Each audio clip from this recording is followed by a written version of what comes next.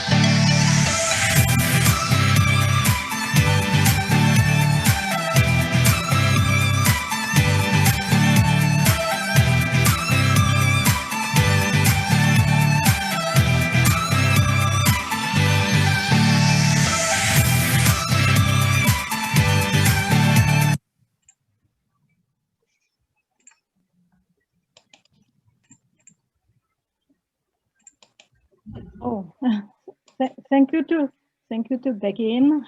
Big applause and greetings for them. It's nice that we can have a look, and they introduce us such a nice collaboration between Israel and Malta, and the collaboration continued even in this COVID time period, and it's really nice to know about this. So before the first presentation, I have some technical information. So I will tell you how the session is organized. There will be altogether 10 shows. We will have 4 presentations, then 2 videos, and then again 2 presentations. Each speaker has 5 minutes to present, and then we will have questions. So please post your questions to the chat, and we will take the questions and bring it up. As you see, the session is quite packed today. So in case there are more questions and it's not possible for speaker to reply all of the in audience, so please continue to replying it in the chat during the session so that you can use it as a tool. I am the timekeeper, so when you have 5 minutes, and I will let you know when the 1 minute left to you to complete your presentation. So I think that's it. And we can start with the first presentation. And it's my pleasure to invite the teacher Jasminka Dubravica from Croatia, from the school Valentin Klarin. And the presentation is on the topic of collaboration. Hello to everyone. My name is Jasminka Dubravica.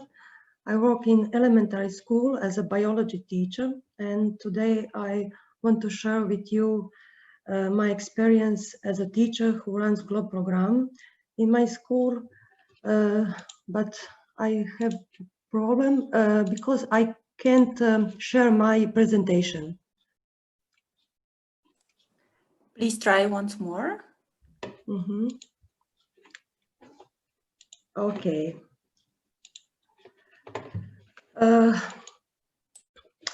My school is located on the island of Ugljan in Croatia, near Zadar. I work with students 11 to 14 years old, and today I want to share with you experience related to collaboration inside and outside the school.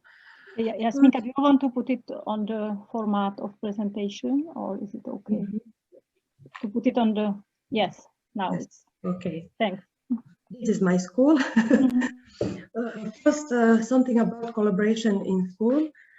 Collaboration in school is possible among a subject, teacher, and subject by using GLOB databases or GLOB protocols in many subjects like biology, chemistry, geography, computer science, and so on.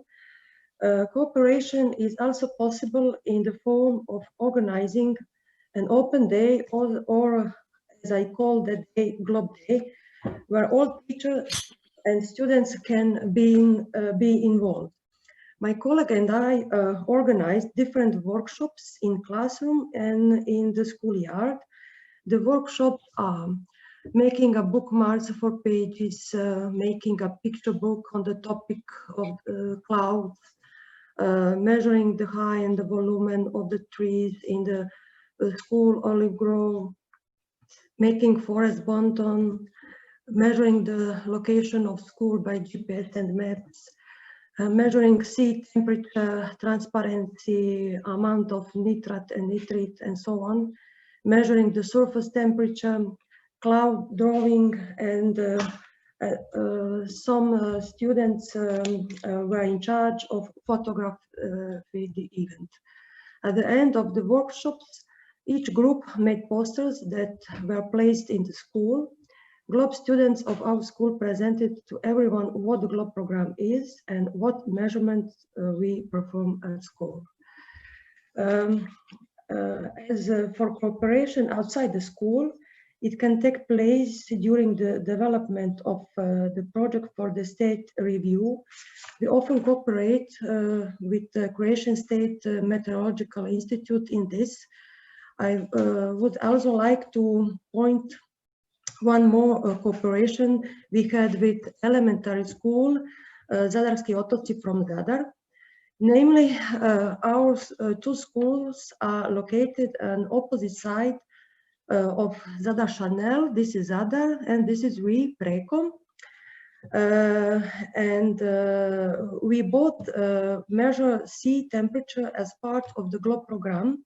So we agreed to measure sea temperature at the same time, but on opposite side of the canal. With our measurements, we made a project for the GLOBE State Review, which was also awarded. Students measured, collaborated with each other, exchanged data and experience.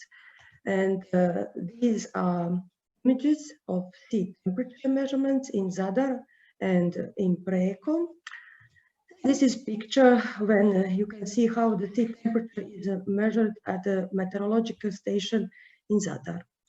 During the development of the project, we compared our data with the data of the meteorological station in Zadar. The measurement results were similar. So that's all.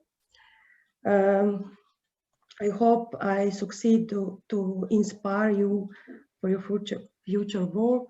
Thank you. Thank you, Jasminka. Thank you for nice presentation, a nice example of cooperation in school and out of school. So it's really, I think, interesting. Do you have any questions? Some of you?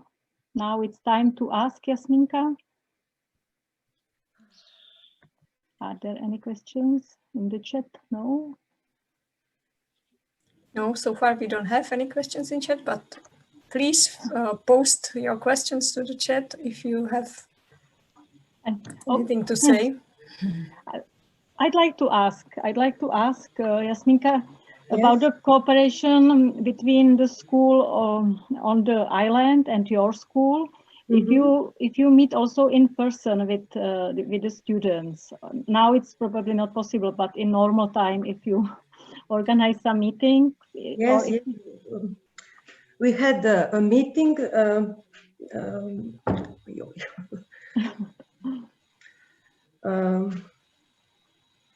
I don't know how to say. That project was in normal time. Yes, yes. So we can see each other. Yeah. So you organize some activities together also that students can work together, not only online. Mm-hmm. So some more questions from audience? No more. I have a quick question about the collaboration, and thank you for your presentation. Do your students and youth, how comfortable are they speaking English? It's a young age, 11th and 14th. So do they speak, what languages do they speak? You mean except Croatia? Yeah, except Croatia. English. They are comfortable speaking English, right? Yes. Yeah. Okay, thank you. And thank you for your great presentation. Great work. Thank you. Thank you. So some last question to Jasminka. No? There is a question in the chat from Peter Falcon from NASA JPL. Were the measurements made in different seasons? No. So if you measured in which time of the year you measured? We took 1 month for measure each one at a week, one time at a week, but on It was during 1 month, you want to say, so it was not like in spring or in summers repeatedly. Okay, so perhaps that can be some idea for you to, when you want to make your research broader, that you can even do it in different seasons to see the differences. Okay. Oh, we will try another time. Yeah. Great presentation. Thank you, Jasminka. Yeah, so thank you, Jasminka, once more for great presentation. And now it's time to go to the second presentation. It's the presentation from Estonia, and I'd like to invite Agne from Rakvere Science Secondary School. And this is also on the topic of collaboration. Yes, hello. I'm going to share the presentation here. Hope you can see it. Yes. I'm Agne from Estonia. I'm a chemistry and physics teacher in Rakvere Science Secondary School. And I'm going to talk to you about the big collaboration project that we have among 8 globe schools in all over Estonia. And it's called the Globe Class Pluses, or in English, it's Globe in Class Plus. The Class Plus project is a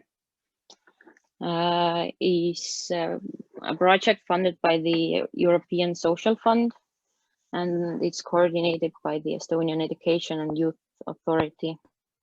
And its aim is to introduce modern and innovative learning tools by collaboration and sharing, and through sharing best practices. So that's the main one of the main focuses in our project as well.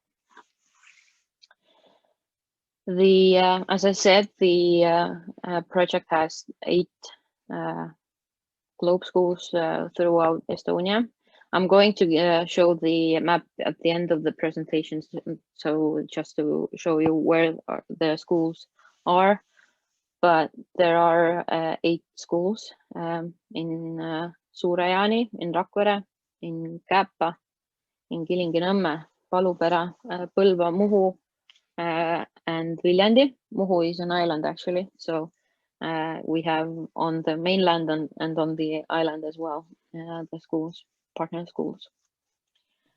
The aims of the project is to introduce the innovative learning tools by with the introduction of the GLOBE protocols and the national curriculum,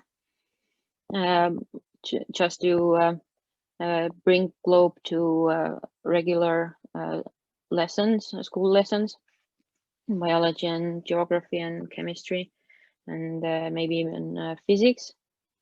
And we are doing the learning materials. We are going to start the development of them in the next couple of months, and we have done the teacher training, so the teachers can use the tools, and they know how to implement the GLOBE protocols in their lessons as well. They have given some examples. So what are the learning tools? Here on the picture you can see the almost all of the learning tools we have inside the boxes. It was taken right after the delivery. Most of them are the Vernier LabQuest data collectors and sensors. There are some wireless sensors as well, so students can use their phones or tablets as well. We have the software we need, and the water chemistry and soil kits to do the water and soil protocols as well. So we are going to do the 15 different learning materials that include teacher guides and student worksheets. And they link to GLOBE protocols and national curriculum. We have done the teacher trainings already, as I said, on using the learning tools and combining the protocols and national curriculum in exploratory learning. We had the one of the trainings we were in Kappa, that's in South Estonia, and we had the sessions outside near a river. So we explored the river and the nature around that. See, here are some of the pictures from the training that we had for the learning tools. I mean the sensors and so. Agne, Yep. kindly reminder that there is 1 minute left. Yeah, Thanks. I'm already winding up. So yeah, there are here are the enthusiastic teachers learning about the sensors. But as for the challenges, there are, as you can see, here's the map of Estonia and the schools that are in blue. So we have to divide the tools to each school that they could use them 4 to 5 weeks per year. So plus in the summer in the global learning expedition. So it's quite a challenge here. And here's the students using the learning tools as well in the summer's globe learning expeditions. Yeah, that's it. Thank you. So thank you, Agne. Thank you. Nice presentation about collaboration and sharing tools and do investigation. So there is a question from Peter Falcon. Was it difficult collaboration with 8 schools and how many students took part? It's an ongoing project, so we the amount of students is around 200 or 300 that have used the tools. But with the 8 schools, as the number of the schools go up, then there are so many variables to consider. So it has been a challenge, but we have done a great job, at least until now, and hopefully in the future as well. Great presentation. I have a quick question for Agni. Please contact with me through the globe. My name is Larissa Shelkin. I'm from Boston. I would love to learn more, but a quick question for you. For your teacher training, are you including any global competencies? Because you participated in Estonia participated in the PISA assessment. So I was just wondering if in your professional development for teachers, if you included any global competencies modules. That's okay. If you don't, contact with me through the Globe website. It's easy to find me. Yeah, because I have a couple similar questions because our educators here in Massachusetts are very much interested in learning how you're mapping Globe curriculum to your national curriculum. So that's what we're doing as well. Thank you. Great presentation. Thank you. So thank you. And last questions, if anybody wants to ask. I have a question regarding the research that the students were doing. Did you have like a one common research question or the topic of research, or was it like up to each teacher or each school or student group to come with their own research question? Each school have their own plan on how they use the learning tools. So there are some similarities about. I mean, for example, a few schools have studied the lakes or rivers. So with the globe protocols, so they yeah, that's the common thing. But yeah, it's up to each student. I mean, teacher. Thank you. Yeah.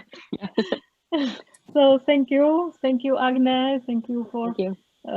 presentation and all the answers. And you can continue and on chat if somebody would like to ask. And the next presentation is from Croatia, and I like to invite Vesna Lampic. Hello, can you hear me? Yes, we can hear you, Vesna. Okay. So it's your floor now. Okay. My name is Vesna Lampic, and I'm kindergarten teacher in Zagreb, Croatia. I would like to share my experience on project Blinds of the Globe program with preschool children age 4 to 7. In 2019, we started doing Globe program in kindergarten Zaporizhzhia with children of preschool age. 2 years ago, there was no Globe program in Croatia with preschool children. So I became a Globe teacher and tried out how preschool children would accept the Globe program. At that time, I was working with 2 years old. So I asked my colleagues who have older children if they would work with their children on the program. We formed a team of 4 people in the kindergarten Zaporizhzhia and started implementing the Globe program. I was a Globe teacher, but my colleagues did the hardest job. We first started with clouds and Globe Observer application that year. Everything was inside of the clouds. Experiments and many activities related to clouds and atmosphere were done. The children accepted the activities very well, and soon the classroom became a real Globe research center. And it was all about clouds and Globe program. This is our classroom.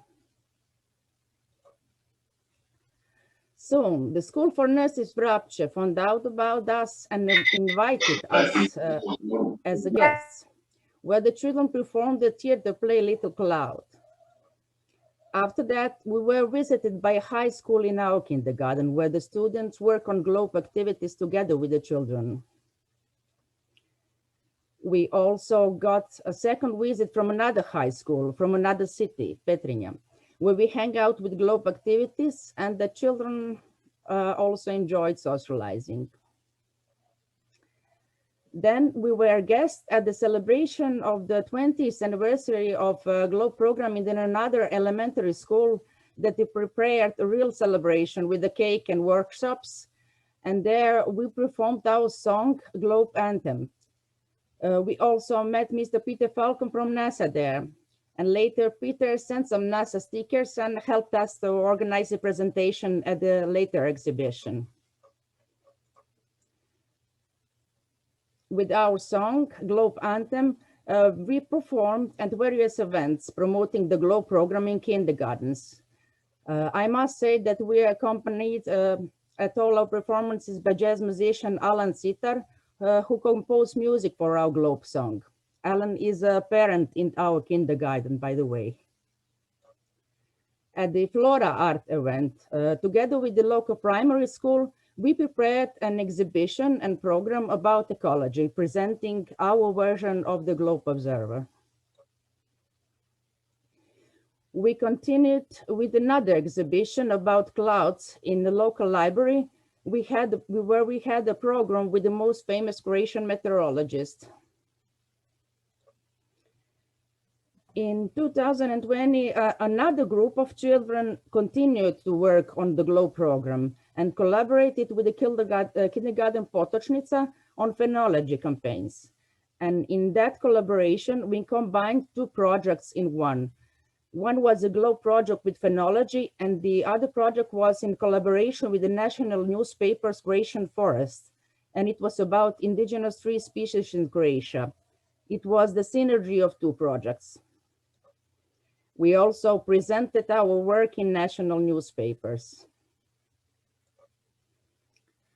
The biggest collaboration was in the Museum of Contemporary Art in Zagreb with an exhibition of clouds in the event Museum Night 2020. It was a big event where we have had 120 participants in the organization of programs involving kindergartens, several schools and organizations. The program consisted of exhibition, performances, and workshops. The biggest contribution to Globe Scientific's workshops was Amateur Scientists Association and Maria Jurić Zagorka Elementary School, who were our main partners in organizing this event. And I think together we did a great job. I must say that from the first day, we were supported by our national Globe coordinator, Diana Garasic. Without her, this cooperation and Globe in kindergartens wouldn't exist at all. So many people, students, children, friends have made it possible for us to live in the Globe program in kindergartens. We have formed many teams, collaboration, and become one big Globe learning community. We have achieved, yes? Yeah. 1 minute left. Okay. Please complete your presentation. I'm finished. Yeah. So. We have achieved a vertical in education, and together we have promoted the Globe program and citizen science in Croatia. Now in Croatia, there are 2 Globe kindergartens and 3 Globe kindergarten teachers. We hope soon there will be more of them. You can see our exhibition and you can listen to our Globe anthem on these links. We also made an alternate English version of the anthem, so it would be nice to have it sung by children on English. We would like to cooperate with schools and kindergarten with children of similar age and outside Croatia, so that we can exchange experiences, activities, maybe cooperate on joint Globe projects. These are contacts, and feel free to contact us for cooperation. Thank you. Wow, thank you, Vesna, for a really amazing presentation and fantastic job. You started Globe with so young children in kindergartens. Yes. And also there is an offer for cooperation for schools for kindergartens from abroad. So you see the contacts, and we will share it later. Okay, it's hard to find a partner, really, but we have partnered with schools and other organizations. So are there any comments, questions to Vesna? No, just very the words of appreciation from East Coast here in Boston, Massachusetts. Great job. The youngest one that we were working with were the 3rd graders, but you really did an amazing job bringing kindergarten into the Globe. It's just really fantastic experience, and I sent in the chat room thank you to my colleague from West Coast, to Peter. I didn't realize he was even there visiting. So yes. Great experience and great presentation. Thank you very much. Thank you. So this is Tony. How many schools did you say? 2, right? Correct? 2 kindergartens for now. Okay. But it's hard to involve kindergarten because we have to it's a bureaucracy process to start teaching the Globe kindergarten teachers. It's like different. It's like elementary Globe, but we made some changes and some activities. So we would like to spread it and collaborate and maybe involve other kindergartens or elementary schools with younger children to cooperate with us. Yeah. Yes, to exchange experiences and activities.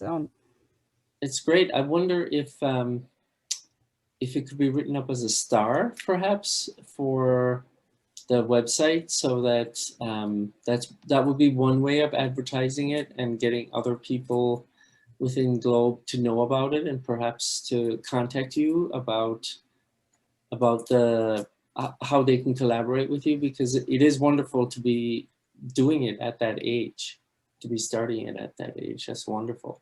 Yeah, some activities we can done, but some they're too young for it. Yeah. I wanted to say that it would be pity we shut down phenology, because we can implement this phenology in many activities in our kindergarten regarding the trees and leaves. Right, Yes. right. Okay, so thank you, Vesna. We have Ramona who wants to talk. Ramona, please.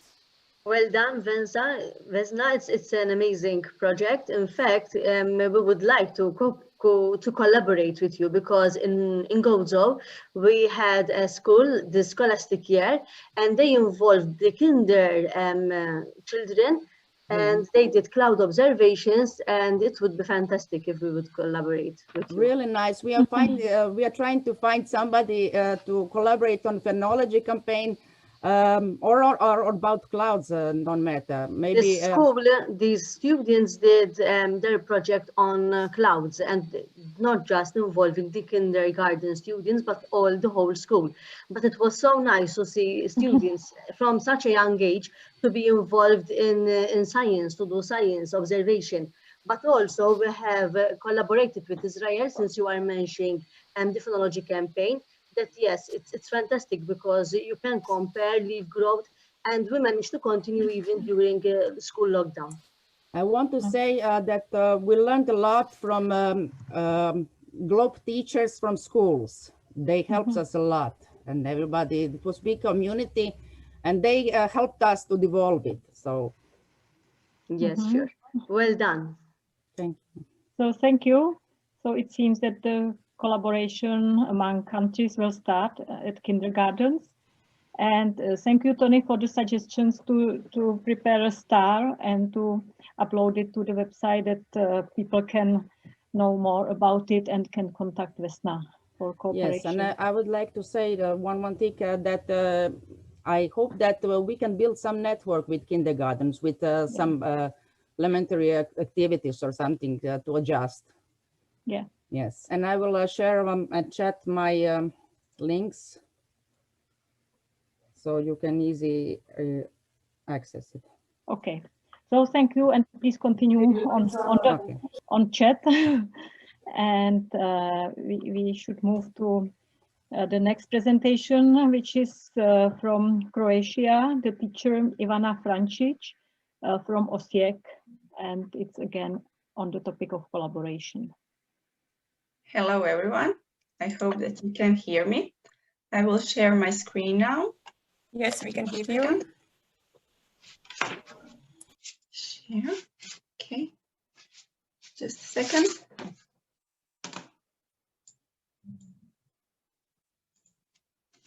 Okay. Well, hello, everyone. I am Ivana Francic from Primary School of Ivan Filipovic, Croatia. In our school garden, which was announced as one of the most beautiful school gardens in Croatia, our students have the opportunity to do many globe measurements, but at the moment they are doing phenology. They observe chosen trees for the European Phenology Campaign. My colleague, Antonija Kojundžić, she's a geography and globe teacher, but unfortunately she couldn't be with us today. But she and I collaborate on many projects, and as well on this one. And we want to share and introduce our work and our projects on the international events. So we started to collaborate on the phenology, European Phenology Campaign in Wakelet during the lockdowns in the spring. So the spring phenology campaign was our first that we collaborate in Wakelet.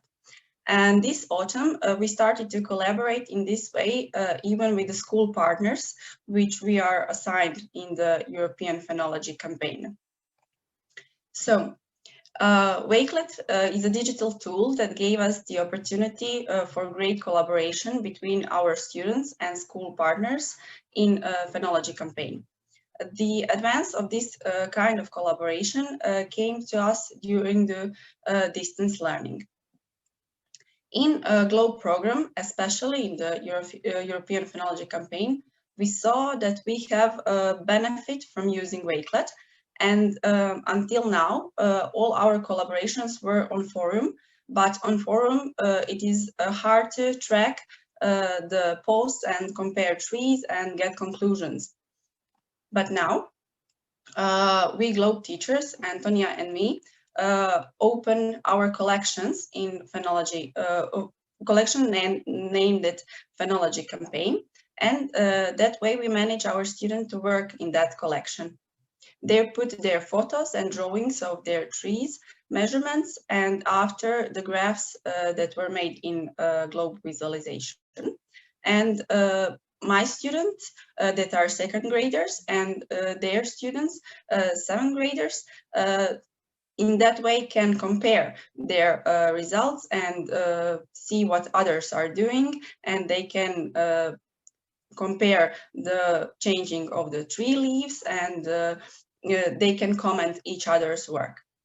Also, two of us, Antonia and me, we have a great view of their tasks, and also we can put additional instructions, feedback, and some commendations of their work.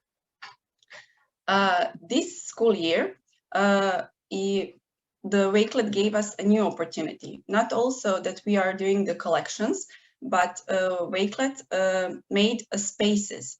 So we made a space for the GLOBE program, and in that space we put all the collections that we have, and in that way our students can see all the collections and also compare what are they doing. Students have access to all the collections, and in that way they collaborate inside the school. But these collections we shared with our partner schools, and so that their students can put their photos of trees and leaf colors and tree height and other activities that we are doing. Deal with our partner school is that we every week take a photo of our trees on the same day, and that day we write a little report in our collaborative Wakelet collections. So Wakelet is a great digital tool that can manage us for international cooperation. And we hope that GLOBE teachers and students will start to use it and in that way improve collaboration on projects. Students love Wakelet app because they can put photos in the collections from their mobile phones, because the Wakelet is on Wakelet app in the App Store on Google Play, so it's fun for them. Well, I think that I was fast. Thank you for your attention. And if you have any questions, you can ask me. So thank you, Ivana, to introduce us a tool for cooperation inside school or outside, also with partners. So do you have any questions to Ivana? There is a question in the chat from Muratali. I'm not sure if it's for Ivana or in general. It said, do you have a soil observations tool? If you do the soil, I do with younger students, so I don't do that. But my colleague Antonia, she's doing her researches with older students, so I think that she's doing that. Mm-hmm. Okay. So in case you want to connect Muratali, I think you can contact any of the teachers. Okay. I want to say that a colleague from kindergarten, she's doing a great job, because I know I started to do globe measurements with my students, and they are just 7 years old or 8 years old, and I know how that tough can be. So great job in kindergarten. Okay. So we have some comments in the chat that it's a great inspiration and a beautiful presentation. So thank you. Yeah, if someone has some other questions for the Wakelet, or the way to collaborate in Wakelet, you can ask me now or later. Okay. So thanks a lot. And now we will see two videos. One is from Malta and the second is from Israel. So enjoy.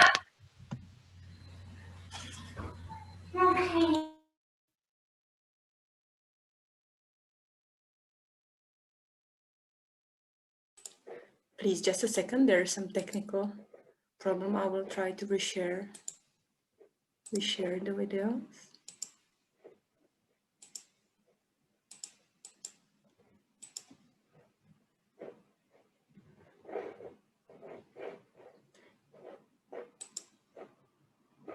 It seems that the technique doesn't want to work, so maybe if we could switch to one more presentation and play the videos afterwards.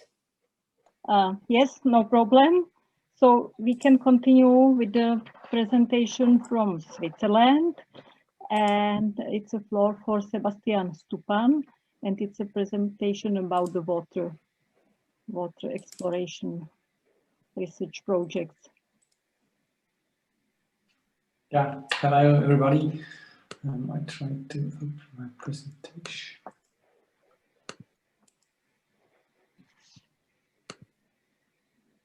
So my name is Sebastian Stupan. I want to show you how can students explore the environment, running waters in digital and an analog way. It's a worked example from the high school in Alpnach. It's in the center of Switzerland. How I did this course. So yeah, we have different goals in Switzerland. One is the media education, and it's a part of 3 angles, like media to produce digital content. Then we have computer science, and then we have application science. And all this I try to get together with a globe program. Then the program was started in the scientific research process, which I think everybody knows from Globe. So posing questions and then analyze data and getting some new questions. So this is the background of what I did with my students. And we visit some running waters close to the school and try to get some questions like, is the water clean? Can we bath in it? Or is there some other running waters in Switzerland which is different, has different quality? And maybe some question about the animals. Are they fish inside and could possible or not? Or in advance, students developed their own questions. And then as the research process is like, then we try to take a hypothesis of like, it could be that, or it could be not that it is like that we think about, and then we try to get more information about this one. And we visit 2 points, 2 different groups. One group was close to the sea, like you can see this little village Alpnach down here. And the other group visit the spring. The spring, and so we had some different ways and the running water from different sides. We had different opportunities to assess this running water. One was the landscape ecology. So the other one was the microinvertebrates to get samples of. And the third one was to make the globe hydrology. Measurements like temperature, and so on. Here you can see the samples of bioindications, and these guidelines tell us how good the quality is, like the stoneflies maybe are the best species what we can find in the water, and so we collected all these samples. And here you can see a picture from a student on the town of Alpnach, where we were visiting.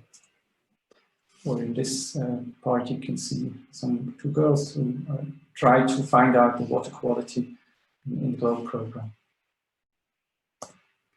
And this picture you can see the other group was going to the spring and try also to find the same, with the same assessment, find out what the water quality is like. Then we reported, and reporting all these parameters, but first of all we need an index that we can take the biodiversity, for example, or the physical chemical properties. And now you can see this table. We find 15 species, and one of them was in the A class, so stonefly. So this called in this number, it's small polluted. Yeah, and then at the end we have this platform in Switzerland. It's called Bioindication Running Waters platform, and we put all these results in. So you can see the biologic water quality, the landscape quality, or the physical chemical properties. And this was one part, and then we put the other part as well. And so we compared these two points together. At the end of these lessons, we discussed our results, came back to the questions we had, and tried to implement and interpret and discuss our results. There are some new questions about, is it like in Switzerland all the same rivers or the running waters, or they are different? And so we try to make the whole circuit of the scientific process to build. Yeah, at the end, my idea was to get the children to this process that we can see we all live about the nature and live together with the nature. So everybody is, or everything is connected to each other. So this was my main aim to get with the students. Here you can see a lot of points in Switzerland. So we have a lot of running waters already indicated, and we can also discuss about different points with students, how it is like. And we also are writing some reports for the local community and a little bit for the school authority. And we have this simulation game. It calls Befreit unsere Flüsse.ch, and this I also did with my students. It's a simulation game for a fish that he has to move to the spring. Yeah. Now there are some pictures from my students. We also visit the filter plant and discuss about the quality of the water in the filter plant. Yeah, at the end we try to get a whole picture from Switzerland, and now you can see some data analyzed.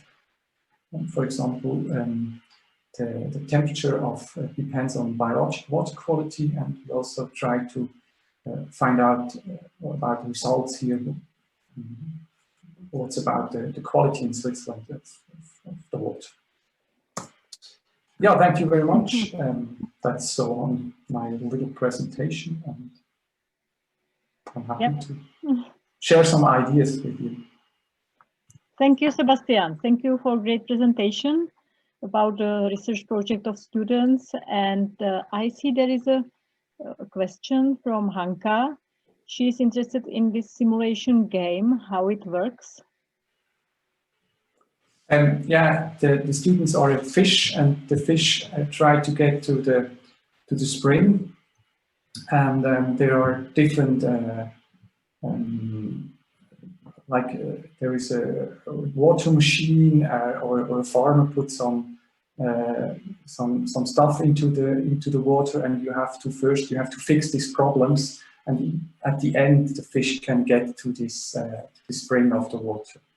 So it's a simulation from WWF Switzerland. And maybe I can share the link and you can try this simulation game. Yeah, it's great if you can share the link. It's in Swiss German, so yeah. I think. There is a question from Muratali. If he wants to ask if he understood correctly that there is a special subject in your school which is called, or which is about the geographical information systems, and if you work also with the software there, is it so or not really? I did this kind of research in we had some special modules, like children are decide in which part they want to join for 1 week, and this was a 1 week program, and so it was a whole program for 1 week. And normally we are not like we have chemistry, physics, and biology, and not comparing everything together. But this was a special model. Thank you. And there's a question also from Viera from Czech Republic. If she can contact you, because she said that they work on a similar project with some other schools. So if they can contact you perhaps for some collaboration. Would be nice, yeah. Yeah, that's all from the chat. Oh yeah, there is one more question. If you will do something similar next year, if it will be continuing this year, next year. The problem is COVID-19 here. Yeah, probably yes. Yeah, we can. I know. Is there any so where I can share that I do some project like that? So thank you, Sebastian. So thank you, and I think we can try the video now. I hope so. So let's try if it works this time.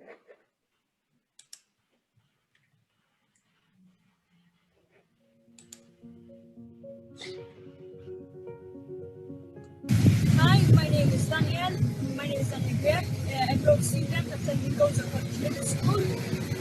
We are here at Ramna, where on the 29th of May, a loggerhead turtle, which is the most popular species of Malta, laid eggs. And we thought of linking this nest with some research so that we can internationally collaborate with those programs. Together for the thermometer, we are measuring the surface temperature of the sand and the enclosure.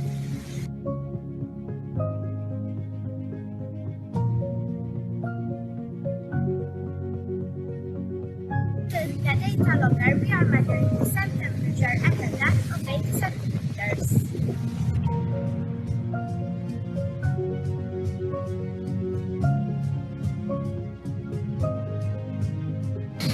We are collecting this data to help us indicate whether the hatchlings will be females or males. This depends on the cell temperature. If the cell temperature is above 29 degrees Celsius, the hatchlings will be female. And if it is below 29 degrees Celsius, the hatchlings will be males. Using another data logger, we are measuring the air temperature, the humidity, and the air pressure.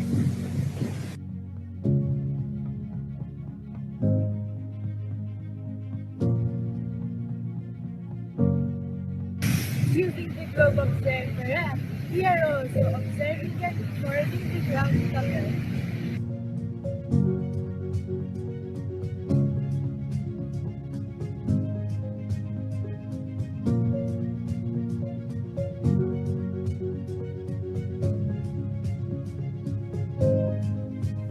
All this data that is being collected will be used for a globe investigation related to turtle nests.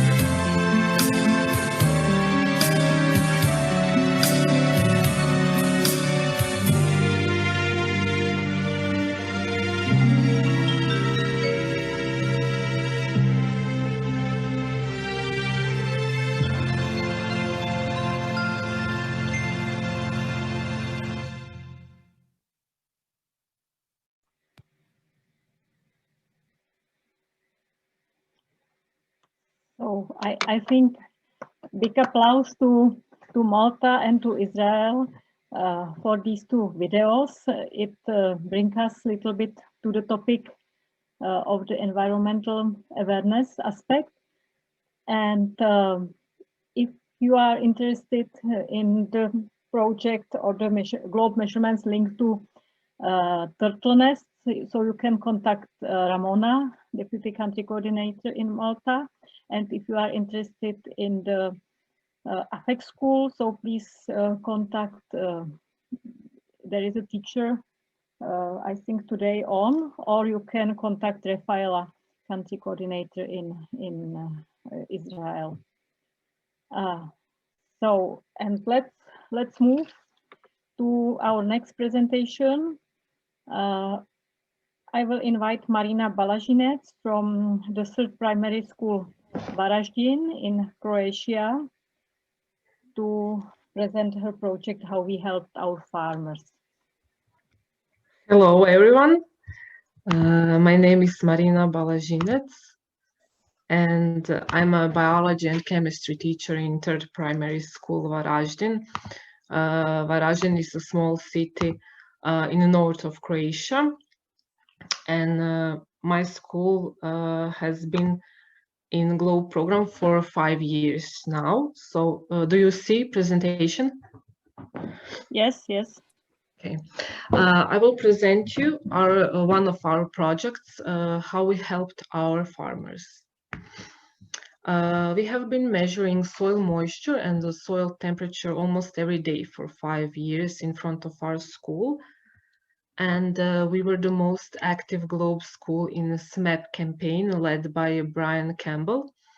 In this campaign, we measured soil moisture almost every day for 1 year, and NASA used our data for validation. So we thought, if NASA can use it, why not our local farmers?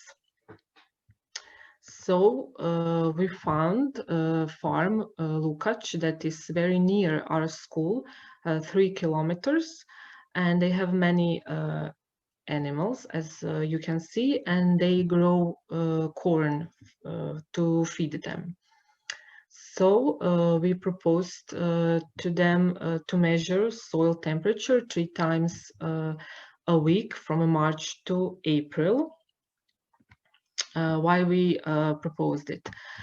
So in North Croatia, the corn is planted somewhere in the second half of April.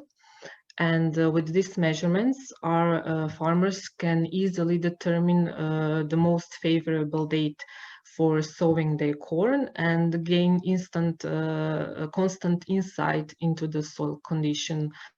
This is one step toward sustainable agriculture, and they can one step toward maximize their yield without compromising soil quality and health. So these are our results. You can see that the soil temperature was above 10 degrees after 6th of April. That temperature is very important for corn to sprout, for sprouting the seed. And they picked the date 22nd of April to plant the corn for sowing. Our plans for future are to continue measuring soil temperature, but also to start measure soil moisture, because water is very important for green up period of corn, and also for our farmers to determine when is the right date for tillage or irrigate soil. We made friends with family Lukac, and we had a great time doing it. That's it. Okay, thank you. If you have any questions, just ask. Let me just... So thank you, Marina. You can stop share the screen.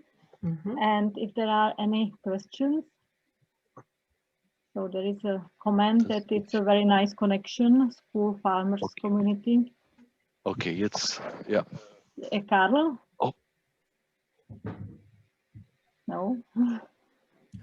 This is Peter Falcon. I have a comment to make. I didn't realize that you're the school that we actually use a lot in workshops. When I'm talking about the SMAP mission and I'm talking about schools and how they collaborate with NASA, I often show your data set and show your school to say, look, there is a link between NASA and student science, so other schools can follow your example. It's funny, I did not realize that until now, because I saw that slide so many times. Yes, Peter, Yeah. this is our school. Yeah, it's nice to meet the school, at least online, or the teacher. Of course, yes.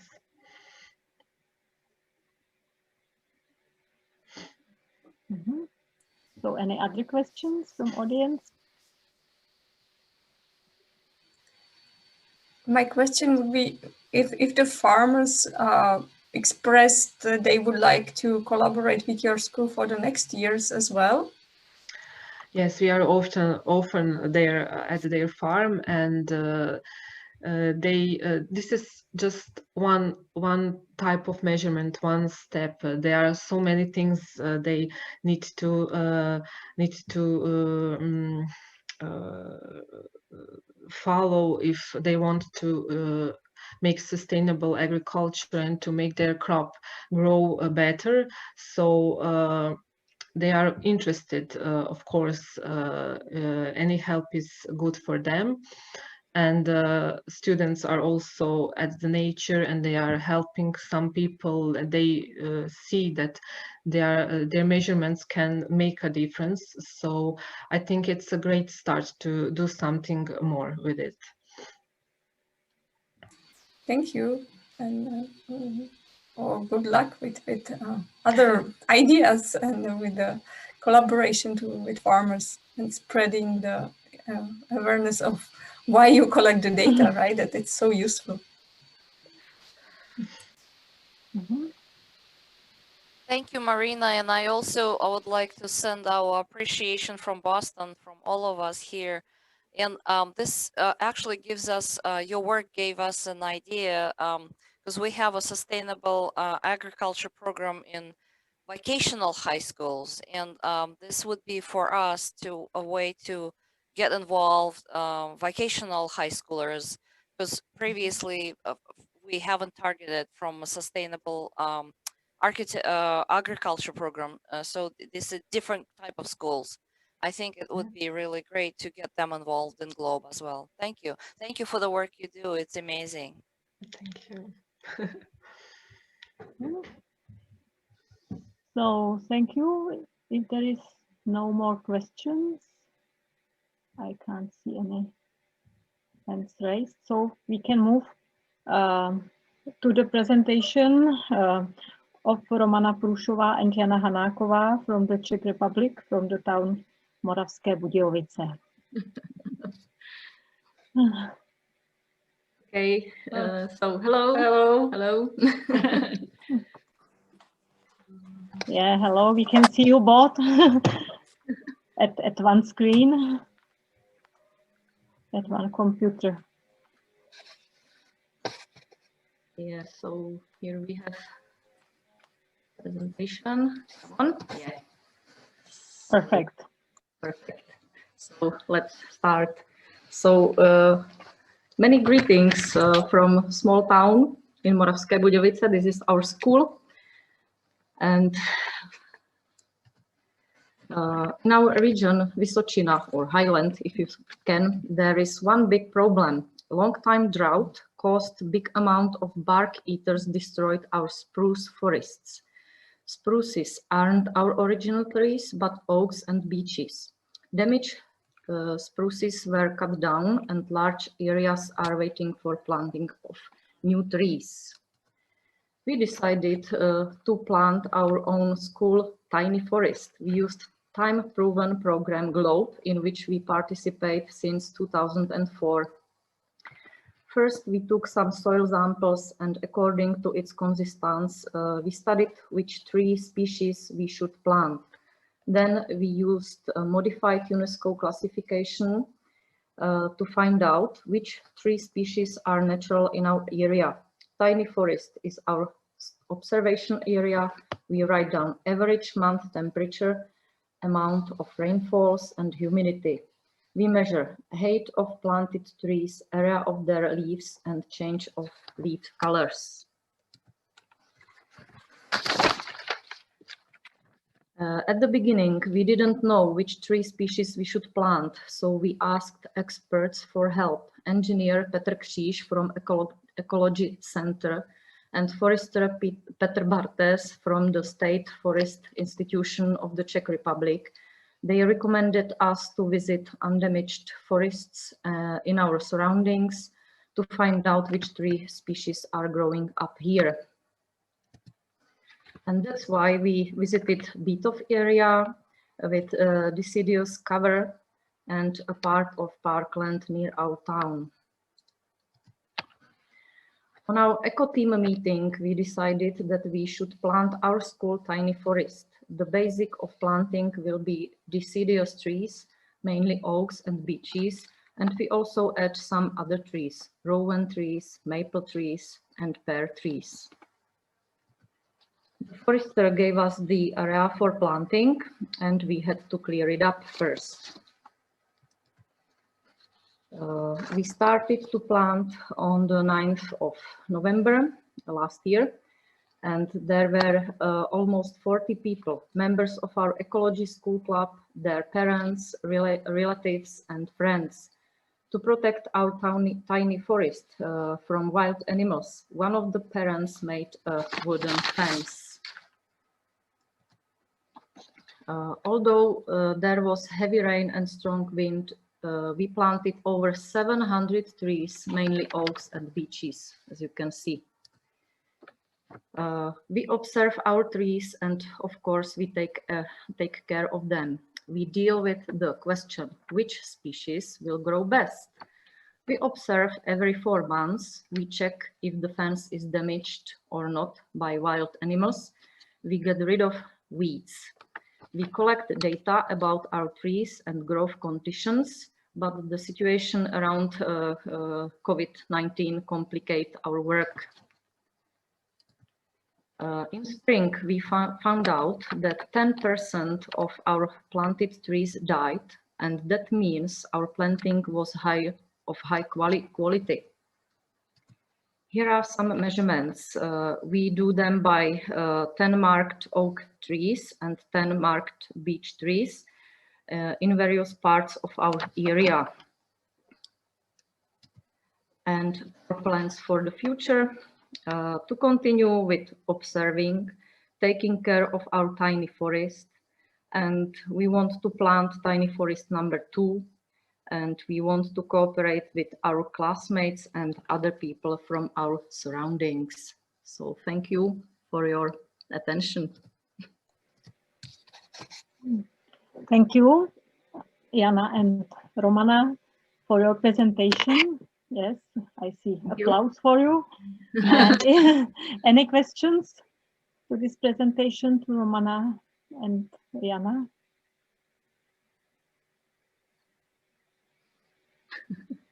Are there any questions? Yeah, people are thinking.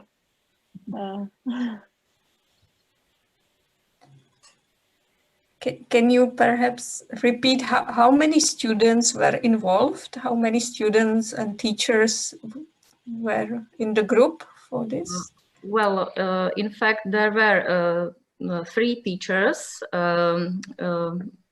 Maybe our eco team club has got about 20 students, but there are also helped us their parents. So it's rather wide, I can say.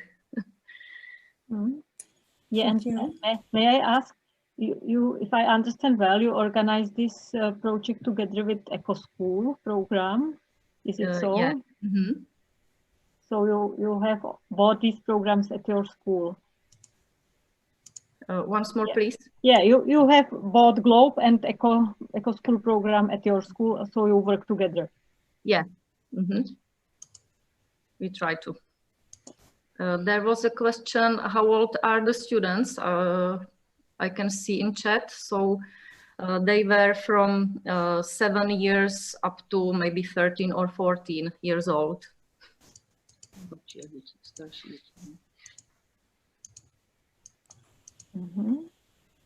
So any other comment or question? Yeah, I have.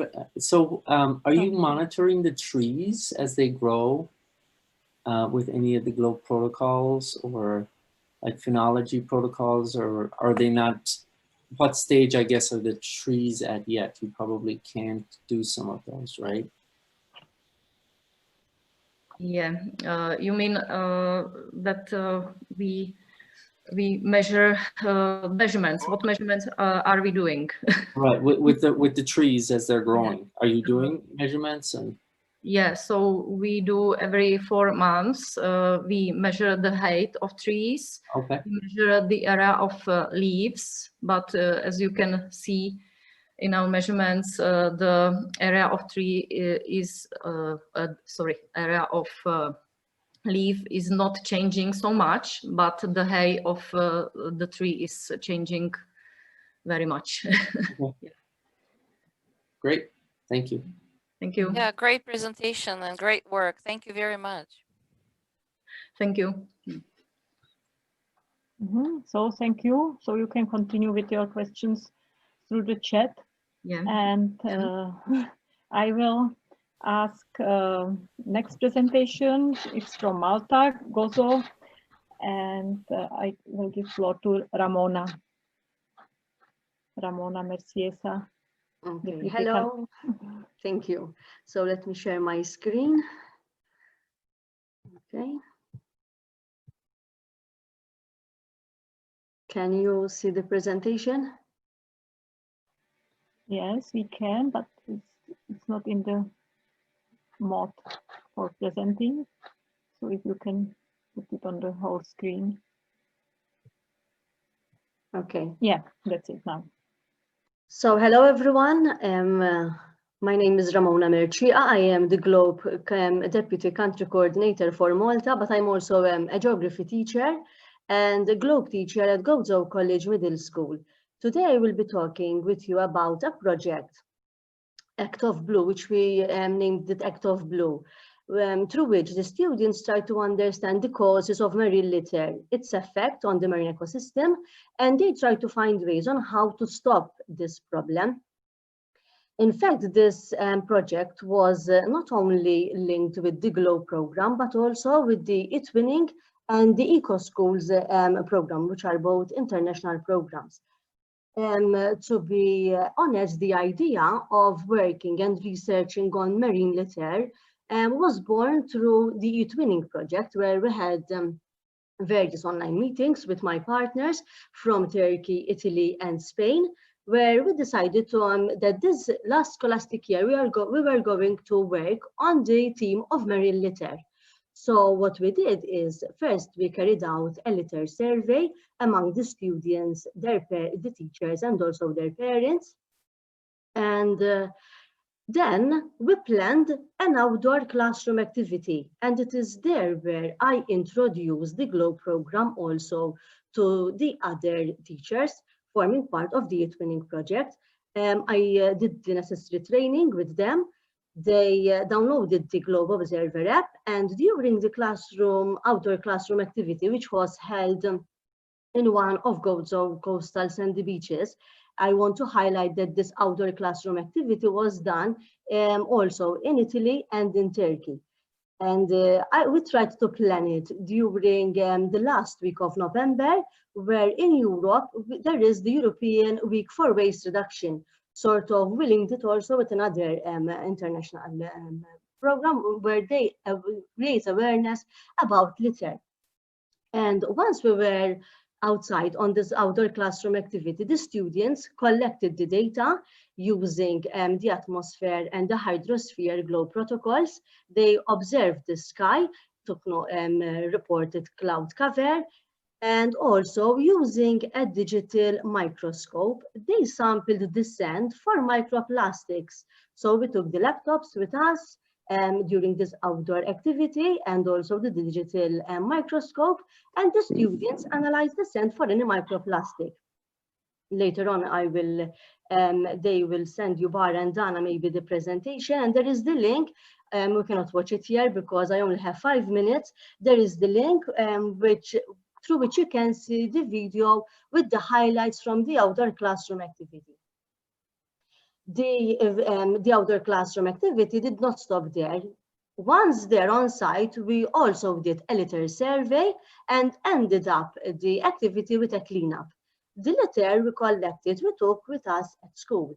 And it is there when the students came up with the idea to investigate further and linking it this time slowly with GLOW program.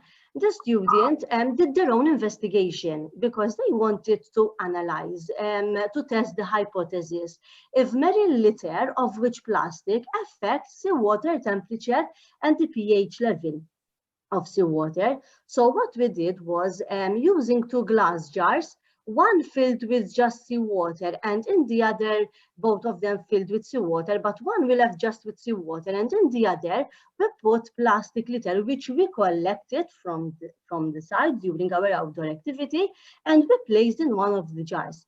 And every day for 2 whole months, the students took readings from the 2 jars with the sea temperature and the pH level for 2 whole months. Then they analyzed the data collected, and the whole report you can see through this link, which I also included here on this slide. And this was presented as an investigation for the GLOBE International Virtual Science Symposium. And with their investigation, they concluded that yes, the litter is causing the seawater conditions to change. So they did not stop there. The students, this is now how we linked it with the EcoSchools program. Since they are also part of the EcoSchools committee at school, they wanted to be agents of change. They wanted to be part of the change, not just, okay, know that there is this issue, there is litter, so what are we going to do? So the students interviewed the mayor of the locality where the outdoor classroom activity was held. And again, there is the link through which you can watch this interview. So at this time, we were lucky enough that the schools were still open when we were collecting the data. But then in March, schools in Malta closed. However, this did not stop us. So we organized an interview with the mayor through Zoom, and the students came up with the idea and proposed to the mayor of the locality to make this coastal area a plastic-free beach. So they did not just do the investigation, they came up with the idea, discussed it with the mayor, and he promised us that he will be working on this idea that the students put forward. They also shared their investigation and their research on social media through the school Facebook page and news portals, and also we were interviewed on the local national TV channel during a breakfast show. Once again, there is the link, however, this is in Maltese. The students were very excited about this because they went live again from home. We were during COVID, during school lockdown. So they were interviewed and they shared their work. Also, we wanted to give something back to nature. So we adopted a turtle. Sort of because turtles, most of them get injured because of marine debris, plastic litter. So we wanted to give our share. We adopted a turtle, and at school, we proposed ideas of how we can lead a sustainable and more eco-friendly lifestyle, and linking with the Sustainable Development Goals, mainly 14 life below water, because we are referring to these marine organisms, responsible consumption and production, SDG number 14, and also sustainable cities and communities. So the students came up with the idea of proposing the use of bamboo cutlery sets, bamboo toothbrushes, and stainless steel straws to eliminate as much as possible the use of single-use plastic. At school, we also, there was an exhibition with the research that we did, because we tried to involve all the students at school. Okay, the students who are part of the Globe team and the Eco-School committee were present during the outdoor activity and collected the data, but all students at school did research on marine litter, and then we held this exhibition of the causes of marine litter and what we can do to stop this issue. Then the climax of all this project was when we were actually present for the release of our adopted turtle, and the release took place in the same beach where we held our outdoor classroom activity. Present for the release, there was the Minister for Gozo and the Minister for the Environment, together with the mayor of the locality. The students presented their investigation and findings, and it was a really memorable event for the students and even for myself to actually see your adopted turtle going back to its home. That's all. Wow. Have any questions? Feel free to ask. Thank you, Ramona. It's amazing project, amazing presentation, how students went from globe measurements further. They contacted mayor and also informed local community through TV. So really, congratulations to this. So thank you. Do you have any questions to Ramona? There is a question from Sebastian, I think. I just lost the question now.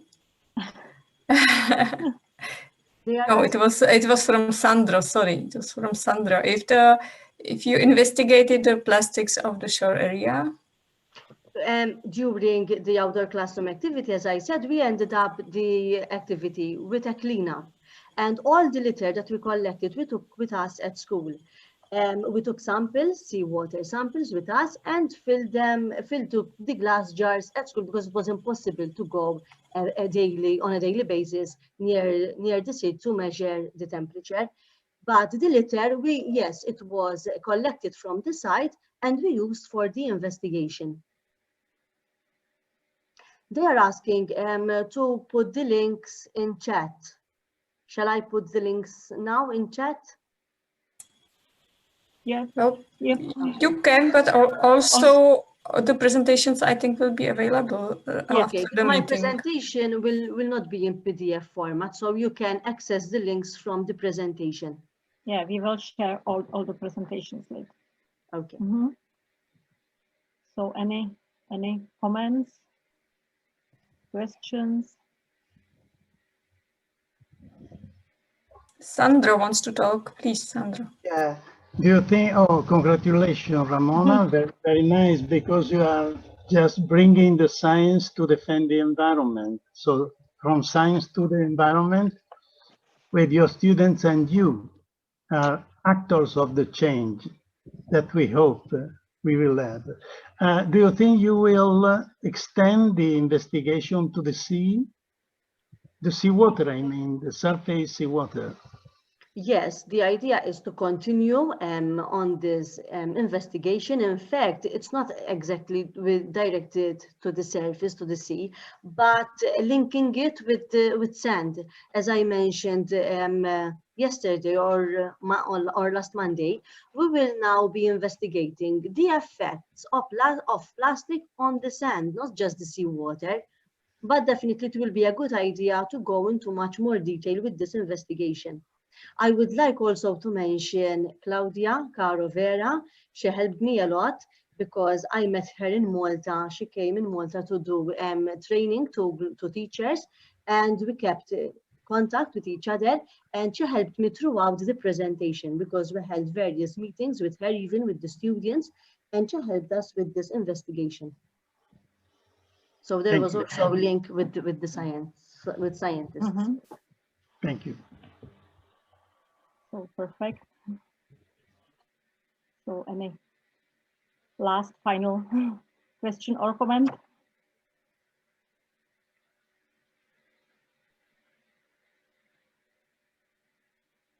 So if no, you can still continue on chat.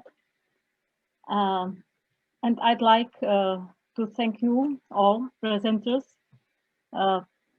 It was all presentations was nice examples of good practice in the topics of collaboration and or the environmental awareness. It's nice to see such examples that exist at schools.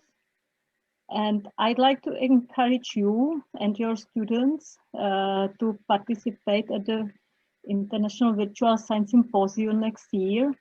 Tony mentioned this yesterday. Ramona participated last year with this project, and your project is really very well done. So you can go to the website, Globe website, where you can find detailed information. There is also recording of the informational webinar that was at the beginning of October. So you can find all information there, and really we'd like to encourage you to upload your student projects there. It's a nice inspiration, and it's good to share with other people what are you doing. Yeah, and if somebody from audience is more interested in your project, so you can contact through chat today, or also you can find the school through the link at the presentation we will share, or you can go directly to the Globe website and find the school there, and also you can contact and start more collaboration. So thank you. And now I think we are at the break time. The break is 15 minutes. Meetings go on, so you can stay connected. Just only you are muted, so mute your microphone. And in case you sign out, you can come back on the same link, and we will see you in 15 minutes. So in how much? It's 3:50. So enjoy the break.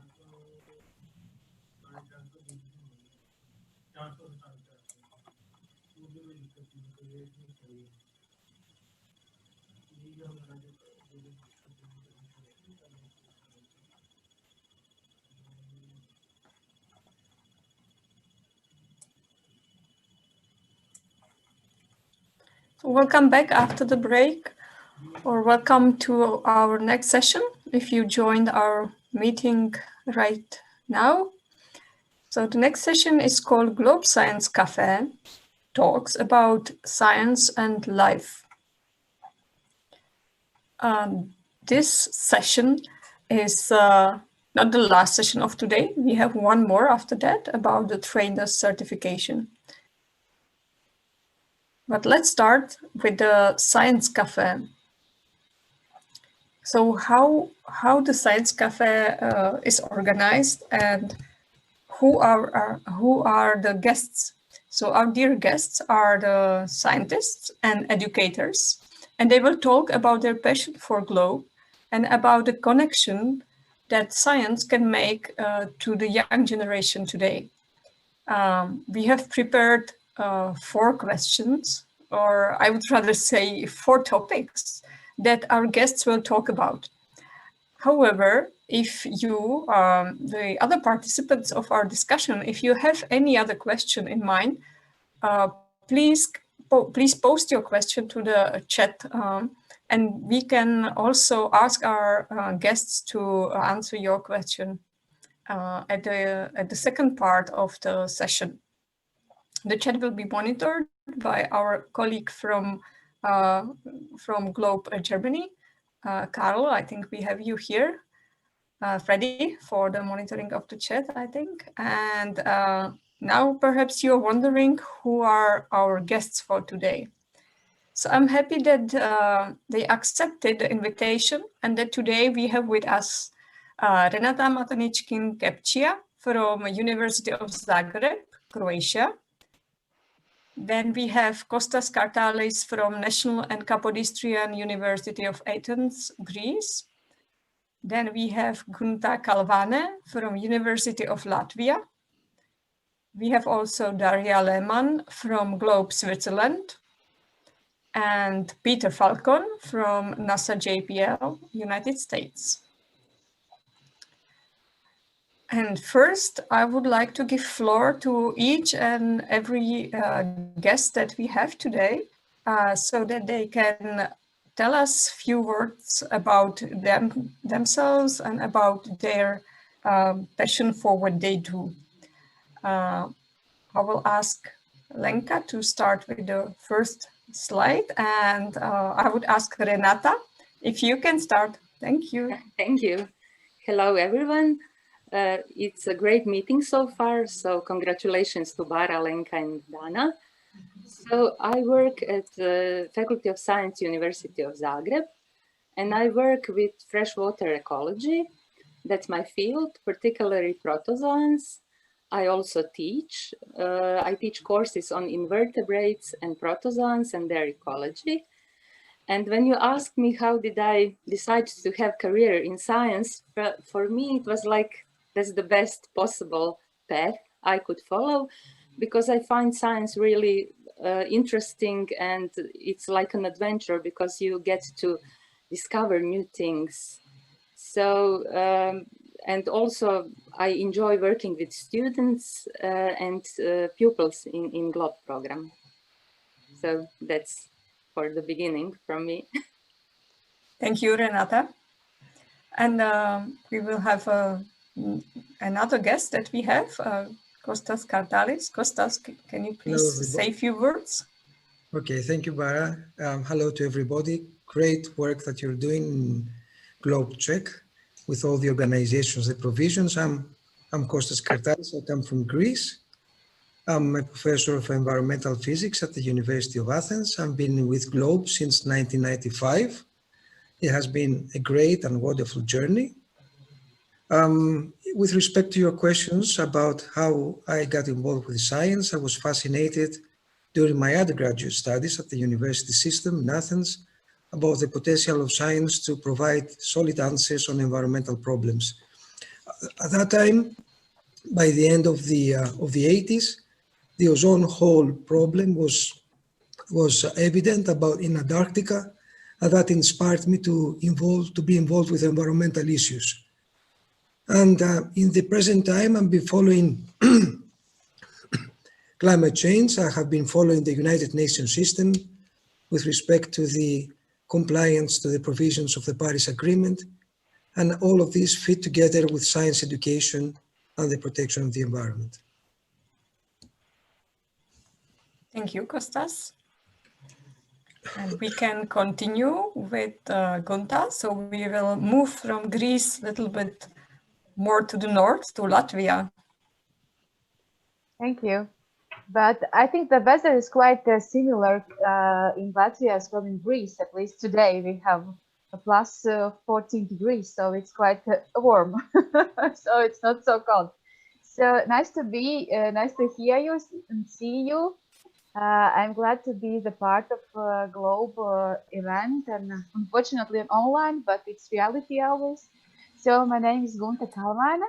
I have been working at the University of Latvia, Faculty of Geography and Earth Sciences, almost 15 years. Oh my goodness, so many. What inspired me to be a scientist, I think the beginning is my father. I remember that my dad used to put me and my brother to the political map, and we used to imagine and travel from Latvia to Japan or São Paulo, and I always wondering what's the climate there is and what kind of people living there, because it was time without internet and Google, and so it inspired me to love geography. And I think it was the beginning. And later on, my geography teacher, somehow, I don't know why, because I wasn't like a brightest and smartest kid in my class, but somehow she believed in me and put me very good grades, and believe in my, I don't know, like a passion, or somehow see my potential. And I really grateful for it to her. Then, and of course, it means that my dream was become geographer, and I started studies in Millennium year, and then it was like in the second grade. I was thinking about my paper, like this bachelor paper and topic, and I knew that I would like to write it in a nature geography, but I didn't I hadn't any idea in which subject or which topic. And then I found my supervisor and said to her, I want something about nature, but I don't want about air temperature, neither clouds or soil aeration. And she said to me, oh, here's a phenology. Maybe you would like to study and explore it. Then I decided, oh yeah, it's very good and it's great. So it's for almost 15 years I'm in phenology, and this is also my topic. And my dissertation was about phenology, and I think it's very, I'm really passionate about it, and I believe that you are the same because phenology is one part of the Globe project. So it's like in a short, sorry, I spent my 1 minute. It was my story. Thank you, Gunta. Thank you for sharing your story. And I would ask Daria, if you can introduce yourself. Thank you very much, Bara. Hello, everyone. I'm also very happy to be here today and to join you for this Science Café. I think it's also really interesting to hear from the other participants how they got involved with Globe and what they're working on. So thank you for the organization. As you can read on the slide, I got involved with Globe through my bachelor's thesis. I am studying geography, still finishing up my master's now. And in my bachelor's thesis, I analyzed the quality of plant phenological data that was collected through citizen science. And one of these programs in Switzerland was managed through GLOBE, and that's why my boss now actually was a co-supervisor of my bachelor's thesis. And now, right now, I'm working on soil moisture suction or soil moisture, it's more to keep it simple, in my master's thesis, and I'm working part-time in the GLOBE office of Switzerland. For me, what's really inspiring about GLOBE is the contact with many different people, so be it with students or with other teachers or with scientists. It's really, I enjoy this exchange a lot. And also, like Hugunta, I had a really good geography teacher at school. And yeah, I was always interested in environmental sciences. That's also why I started studying geography. And now with GLOBE, I realized that I can make my contribution also to sustainable development, maybe. And yeah, that's why I love working with GLOBE. Thank you. Thank you, Daria.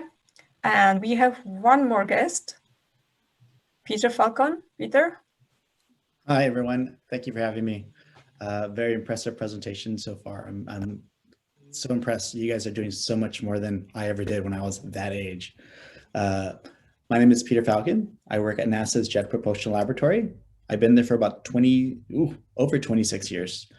I started as a student, so I've been there so long, I actually had hair back then. That's how long I've been working at NASA. What encouraged me to continue working there, because I started as a student, was just asking lots of questions. I realized asking questions to engineers when they would bring a model and just say, what is that? How does this work? What does that do? And they answered all my questions. And then with scientists, I would do the exact same thing. I would print out the science product and just ask them all these different questions. And then I realized engineering and science is pretty cool. And then I just started doing my own, research and understanding different things about science, technology, and engineering. And then in around 2008, I got involved with the GLOBE program because of the CloudSat mission, which measures clouds. And from there, I started doing a lot of traveling, working with a lot of teachers, doing a lot of workshops with students. And then I would go back home and tell my family, and I have a huge family. I have about 80 different cousins, maybe 10, 12 aunts and uncles. I forgot how many. And then they were very fascinated with all the different stories I told them about the people I met and the languages and the cultures and the impact I had working with so many different students. And I remember each time I would come back, they just wanted to know more and more of what I did. So I felt my family was really the inspiration for continuing to do the work I'm doing now with NASA and working with students and teachers. So when I go back, it's the same thing. Show me pictures. Who have you worked with? What have you done? And it's a great feeling to be able to work with so many people, but then also give back to my family. And I see the GLOBE program as an extension of my family, because no matter where I go in the world, I feel like I always have a GLOBE family there. And these students I work with, they're like an extension of my cousins. So I get to work with them, and I can continue being a good mentor for these students. So that continues to inspire me to do my job, and hopefully I do it very well. Thank you. Thank you, Peter. Yeah, we have a big GLOBE family, that's for sure. And now I would like to introduce the 4 topics we have for our discussion, for our talk today. So these are all 4 questions, and we will take it one by one. And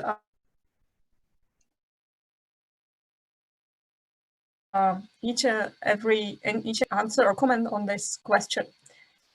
So the first question is, how did you get involved with the GLOBE program, and what was your motivation? So perhaps you already said it in your introductory words, but you can little bit you can add little more sentences perhaps, or perhaps some stories from the beginning of your, let's say, career with the GLOBE program, or the connection with the GLOBE program. So this is the first question for the discussion. And I'm just reminding that if you have any other questions for our guests, please type it to the chat. We will definitely have time even for other questions than these 4 that we are presenting. Then we have this question number 2. How do students how do the students and young people in general inspire your work and thoughts? So that's the question that we will also talk about. And then we have number 3, which is, what was your best moment with Globe? For sure, for many years that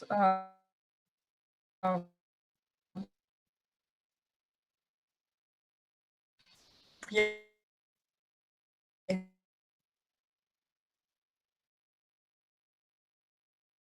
have some different moments that animation should take to benefit the environment. So that's the last question that we got ready for this session.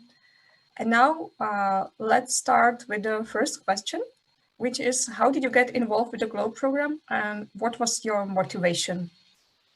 And I would like to ask, I have the order.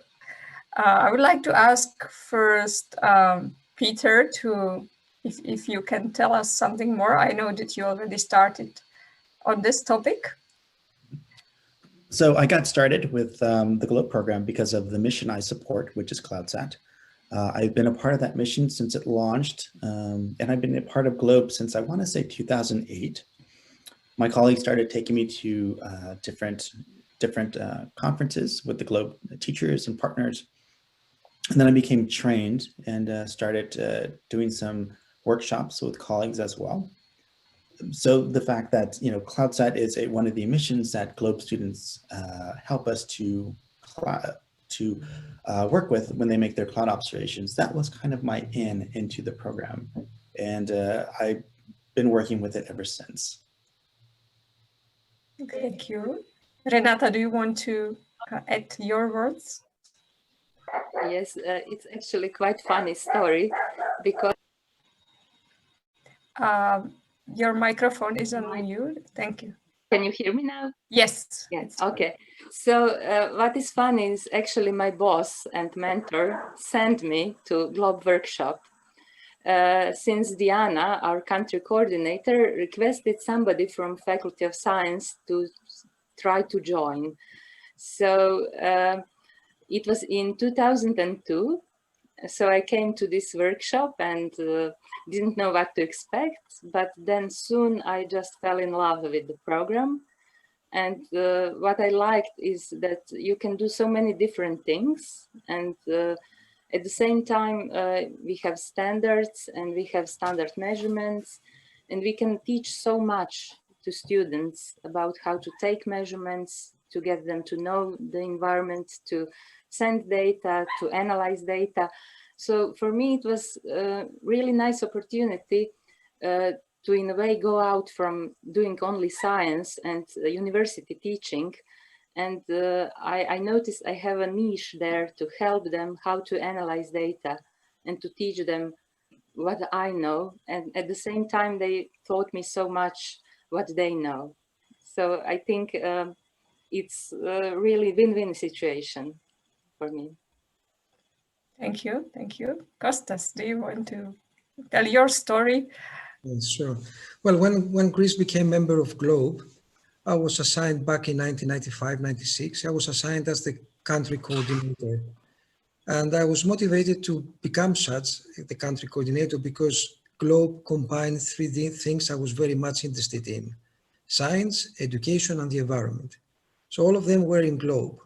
And in addition to this, at that time, it is still today, because it has been refreshed many times, it was very innovative. I mean, students could get out in the countryside, get measurements, analyze the measurements, link them to local or regional environmental problems. And this was fascinating. It was a different way of approaching education within the school. And at the same time, remember, it was 1995, 96, internet was not as today. I mean, we couldn't have a virtual meeting. We couldn't have 5G or 4G. So to be able to have a program, to be in a program where you can communicate with so many countries and take advantage of the platform of Globe so as to develop collaborations was very much an issue to motivate any scientist or educator at that time or any student. So this is pretty much the story, Bara. Everything was so fine at that time. It's still fine today. It has been an excellent platform for collaboration on science and education, and this is why I was motivated to be part of it. Thank you so much. And Gunther. Okay, I remember this very clearly. I was a student. It was a biology lesson, and I saw a book in the shelf, How to Measure Water Quality, published by Environmental School. And I thought, oh, they are so clever people. I would like to be the part of this team. And then, like by accident, I don't know how, when I was a student, they asked me to be one of the, as already Renata said, like just tell something about science and something about geography. You are so active and so on and so on. And then it was my first like meeting with the Globe teachers.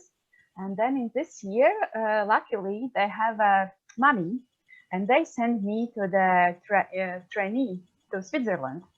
And and then I fall in love in Globe. I think it's so cool project. I really love it. And so this is, I remember also that this Globe, this feeling with UN and family, that everybody is so friendly and so supportive. And also you learn so much and so many. And yeah, I was so grateful. And yeah, this is my story.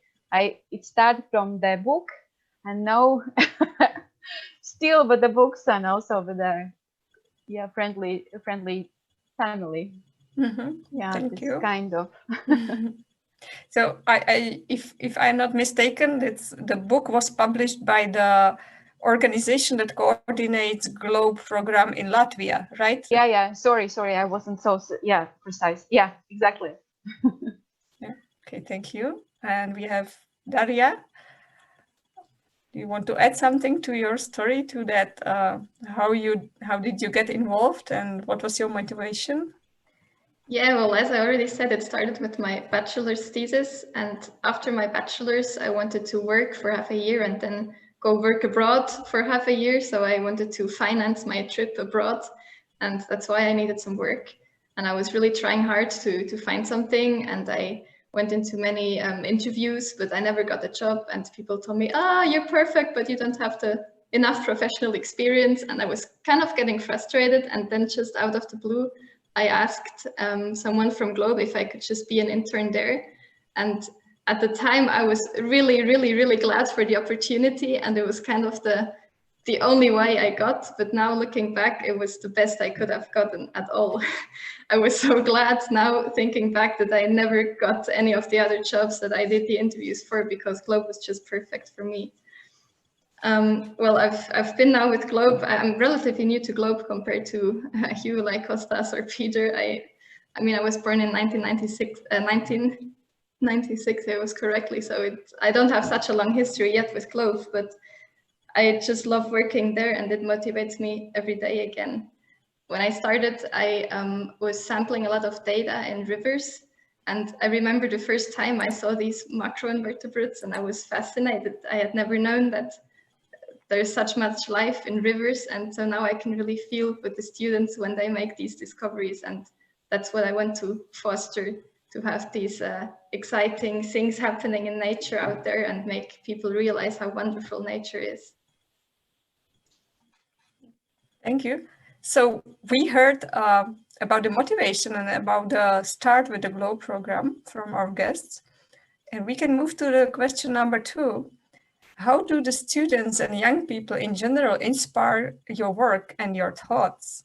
You can even give some example of some student or some thought that you got from them.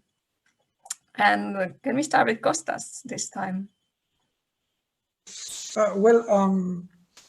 See, the point is that in order to, I thought a lot to answer your question when you sent it to me, because unlike Daria, you didn't have to say that you were born in 1996. That makes sad feelings to some of us, not for you, but for us. But anyway, life goes on. We know that, and it's very good that we have generations coming one after the other with respect to Globe. So one thing that I thought is what I was doing with the students to keep on being inspired. And I realized, thinking about your question, that in the course of the years, there were different demands, different needs. Things were getting more complex. There was pollution of information. Students were getting lost in some cases with all the information they were collecting. So the inspiration that students were giving to me was to develop the needed skills so as to comply with the needs of the program to start with, but also with a new type of education which was needed for the country at that time. And saying this, I tried to develop a number of exercises where analytical, critical thinking on the one hand, and synthetic ability on the other hand were required. The second one was because of the loads of information students were getting. And there was a need to put together the critical information so as to lead to a conclusion. So that was an inspiration, at least for the teacher. You know, for those of us who are teachers, the learning activity is, the teaching activity is a learning activity also for us. Whenever we get into the classroom, even if we have problems, we feel relaxed after the classroom, at least that's my case. And in the course of the years, you realize that this is something which is very refreshing. So you have to do something for the students for this excellent thing they are doing for you. And I'm trying, the inspiration that I have is to try to develop tools so as to limit the gap that exists today between theory and practice, and try to develop their skills. And their skills, I think Tony Murphy said that yesterday in an example. Skills could be, for instance, the use of a geographic information system to put together different information about the cities, not necessarily about science or about education, but about the social environment, the places in the city where people are living with low income, where energy poverty exists. So try to understand how the whole system has been operating from different dimensions. And this was a challenge, and the inspiration from the students, taking the conditions in the country and the educational patterns. You know that we have different educational systems in our countries, but pretty much I think that this is what what Globe and the whole process resulted in. Okay, so can we, Kunda, can you react to that?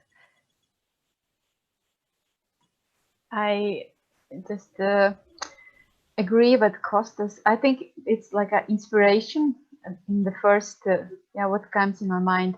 But I think also it's like I feel that the students and kids are like my power bank. Then I work with the kids.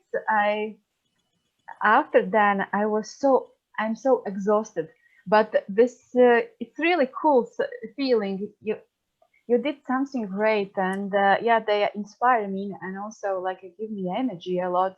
And yesterday I laid a Zoom seminar about environmental services, and they was quite small, like 8, 9 years old, but they were so active, and they asked a lot of questions, and mostly of them I couldn't answer to them. And I think it's so cool. And then later on, I Google, I searched for the answers and just wrote them back. And yeah, that you find like new knowledges, and yeah, they inspire me to dig deeper. And also, I have 3 kids by myself, and yeah, they ask a lot of questions, and yeah, it's like I like this energy, and yeah, like searching for answers and being together. And so you are always young with kids. Yeah. Okay, So. I like it. The students, students or young people as your personal power bank. That's a nice way how to put it. At least it's for me, but yeah, sometimes it's like exhausted, but still it's like a very good feeling. You are very tired, but it's like a good tiredness. I don't know how to say it in English, but I hope you understand it. So you give it, yeah, but you get it also. Yeah. Thank you.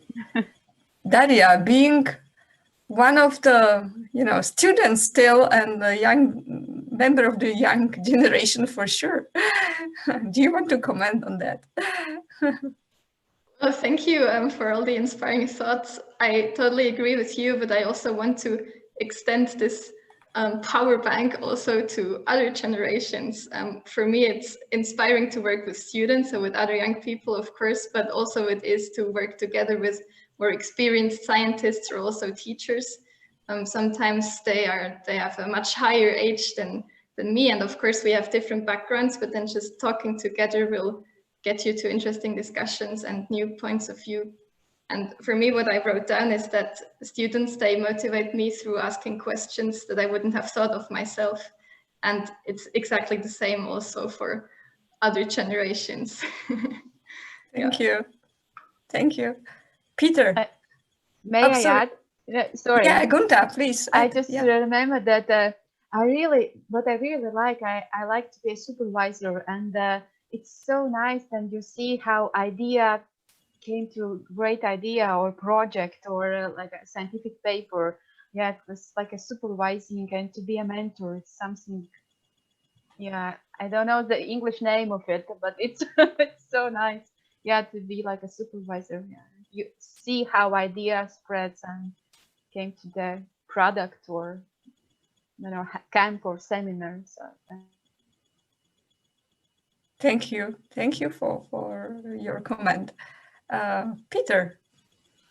You're going to have to remind me of the question again, because I'm still stuck on how young Daria is. I think I've been working longer than she's been alive. How do the students and young people in general inspire your work and thoughts? The fact that when I look at where they're at now, like Vesna students, kindergarten students, doing what they're doing, learning about clouds, going to galleries, singing songs. And then I look back and think where I was at kindergarten, I think I was coloring and maybe trying not to pee in my pants. They're so far advanced than where I was. And when I think back, I think, wow, that gives me hope for the future. So when I see how well they're doing, the research they're conducting, the way they handle themselves, the way they present in a language that's foreign to them. It's not, English is not their primary language. I know a lot of students have other languages. It's just so impressive to me, and that really gives me energy to continue doing what I'm doing. So that is really inspiring to me, and seeing how active they are, with Ramona students, not only doing research, but contacting the mayor, going on the news, doing those types of things. That's really inspiring to me. And that makes me want to up my game. So now when I go to those schools to do talks, I realize I'm dealing with some really smart kids. I need to know what's going on in the world, because they're going to ask me questions that I may not have the answer to, and that's totally fine. But it's a great feeling when they ask something and I go, that is a great question. I do not know. So yeah, that's what inspires me. Wow. My cracking. Thanks. Renata. So I must say, the students themselves are inspiration. And in our Faculty of Science, we are so lucky because we have great students. And we also have an opportunity to work with them in small groups. So we get to know each other. And they're really wonderful. They like to study. They're ready to do more that they need. And for instance, we have once a year night of biology. And then they make presentations, and they make a lot of work themselves, posters and games for children. And when you see that, you just get enough energy to do anything, because they really like to be there and to learn.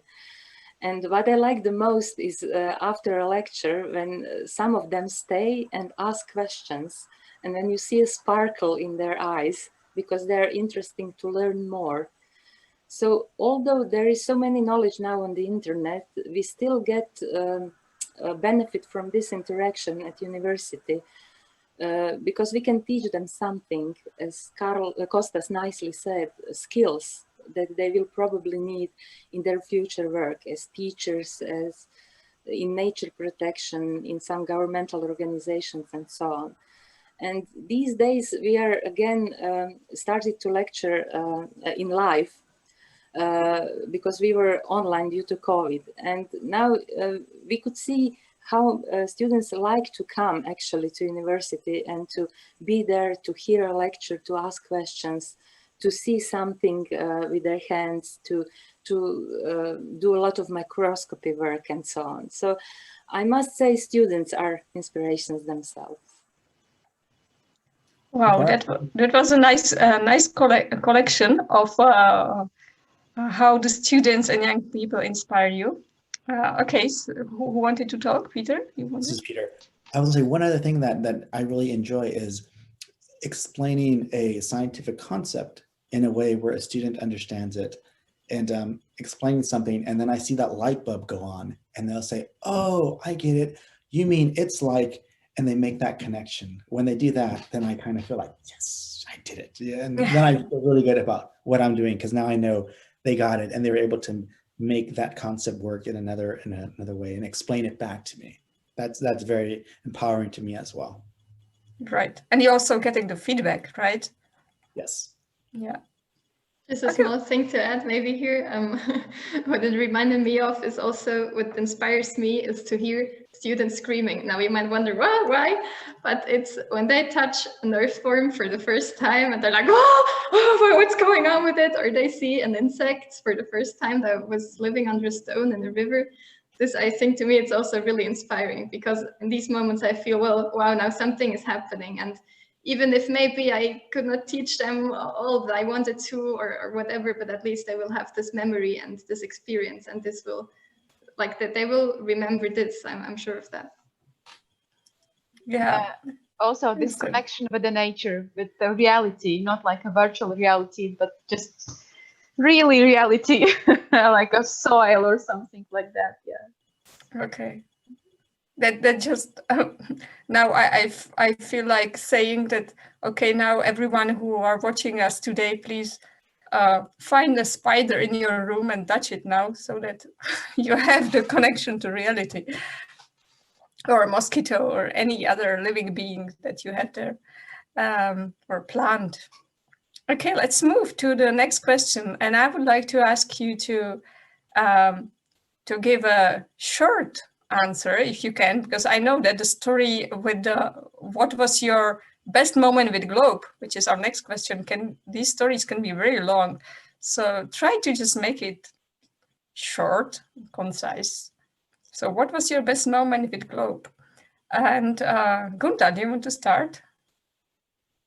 Yeah, it's a tricky question because I think all events that related to Globe is in my mind and in my memory, but a lot of seminars with teachers and yeah, but I think like what the first came in my mind, it was also from the Switzerland experience.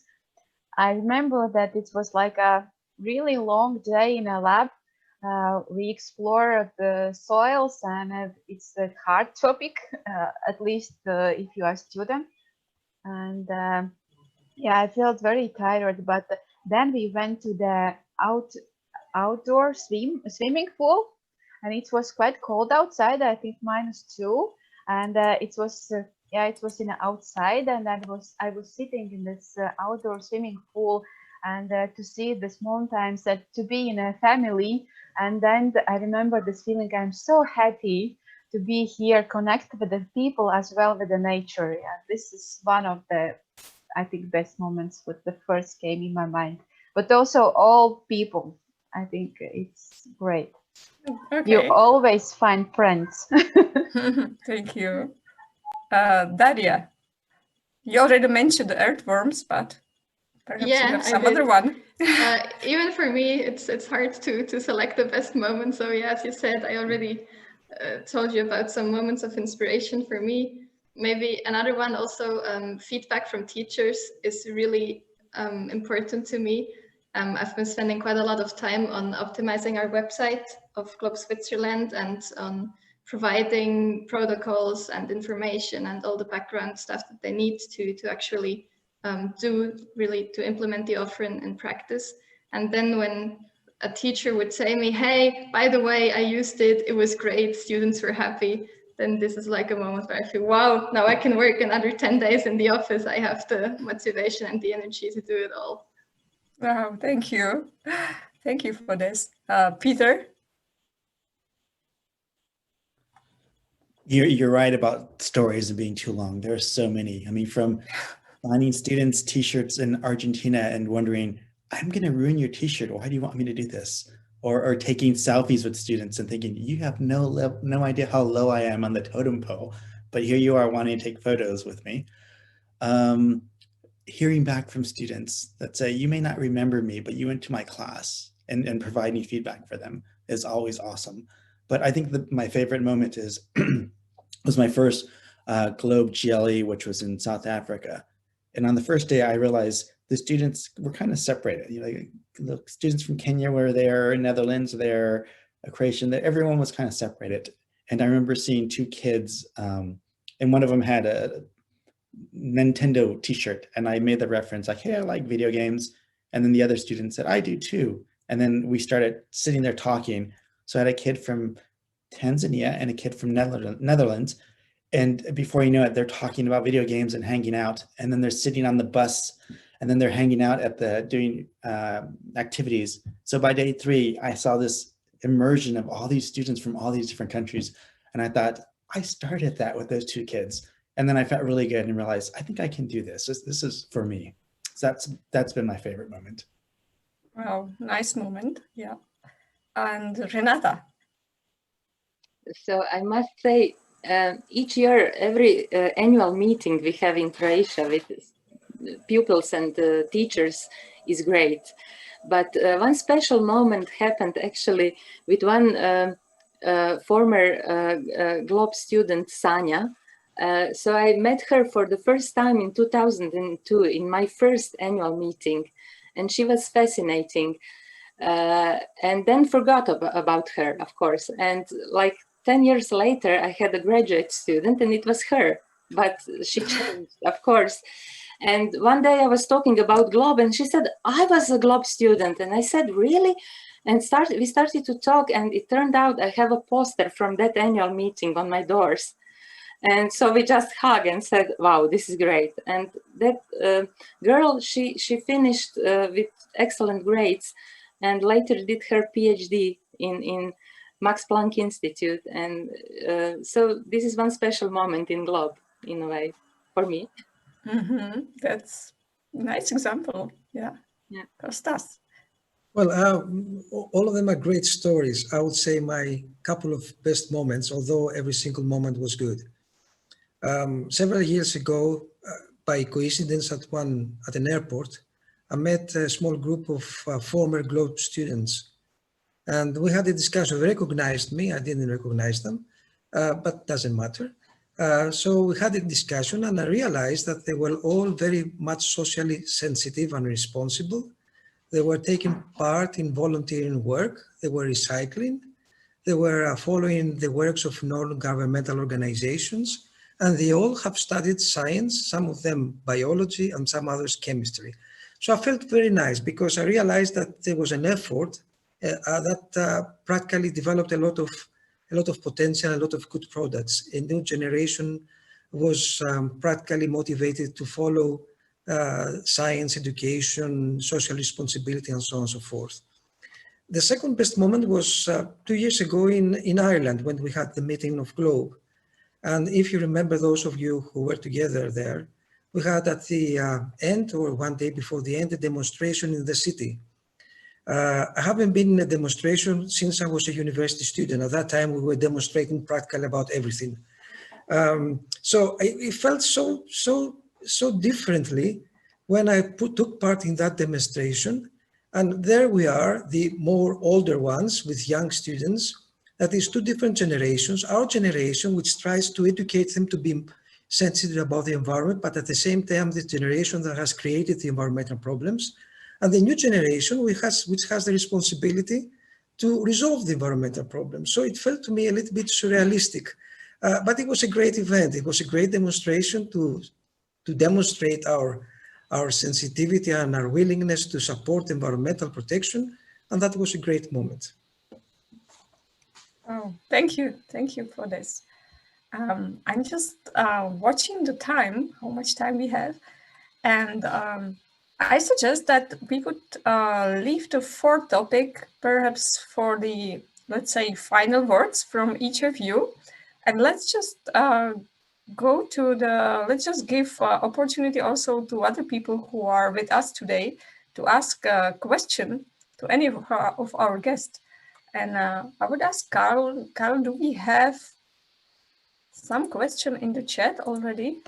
No, not yet. There's Not no yet. question in the chat. They are all so fascinated with the great stories that they forgot to type. So please take that opportunity to ask your questions. Yeah. Or if some of you want to speak and to ask the question right away, please do so. Use that opportunity that we have 5 people who are very passionate about Globe and who have each of them, they have a career which is connected with the Globe program.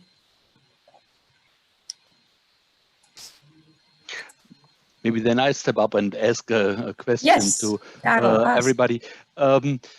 What is actually your experience with students from, let's say, a background which has no academic connection whatsoever in terms of Globe leading the way to see the possibility for getting involved into science?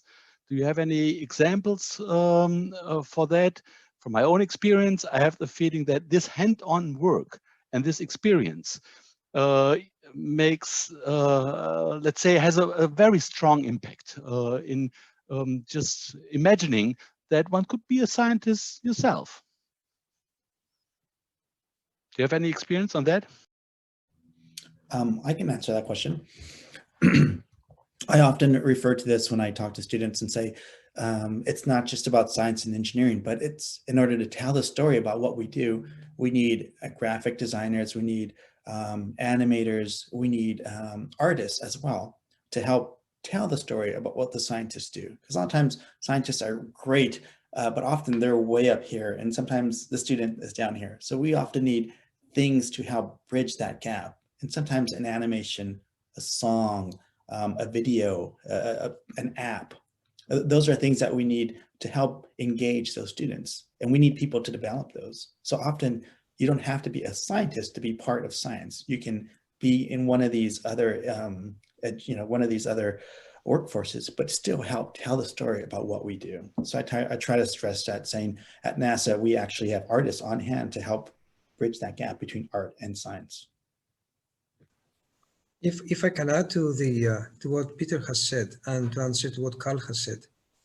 Well, in the course of the program, we realized that some students were left behind in the sense that they were not scientifically oriented. They didn't like necessarily physics or biology or something like that.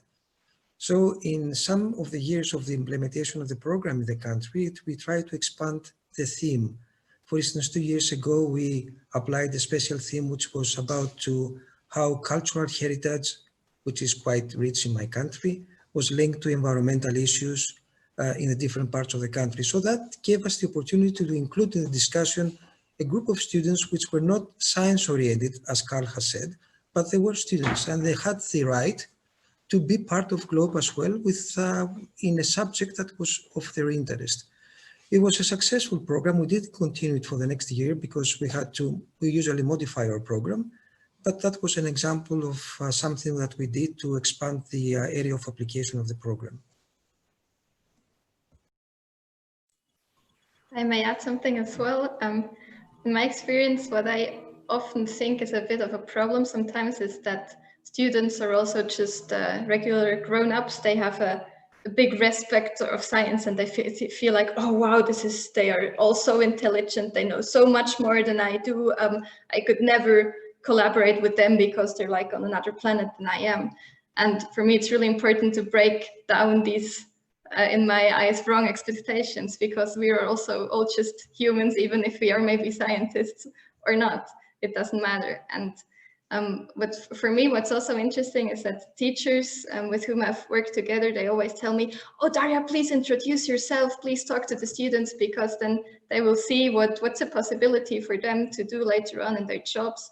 Also, especially girls, maybe if they're not like this interested in some technology with sensors and stuff. And then when you do things together in the field, they suddenly realize, oh, this is actually fun, and it's not even that hard. I can do it myself too, and I can find out new and exciting things. So I think, to answer your question, Carl, the GLOBE program does a great work there in connecting scientists to students and showing perspectives to them. All right, thank you very much. Now there are coming some chats also in. Just reflecting on what you said, maybe we should call GLOBE also an active citizenship program, even more than an environmental program. Environmental program is, let's say, the vehicle, but active citizenship is the product. Just a thought.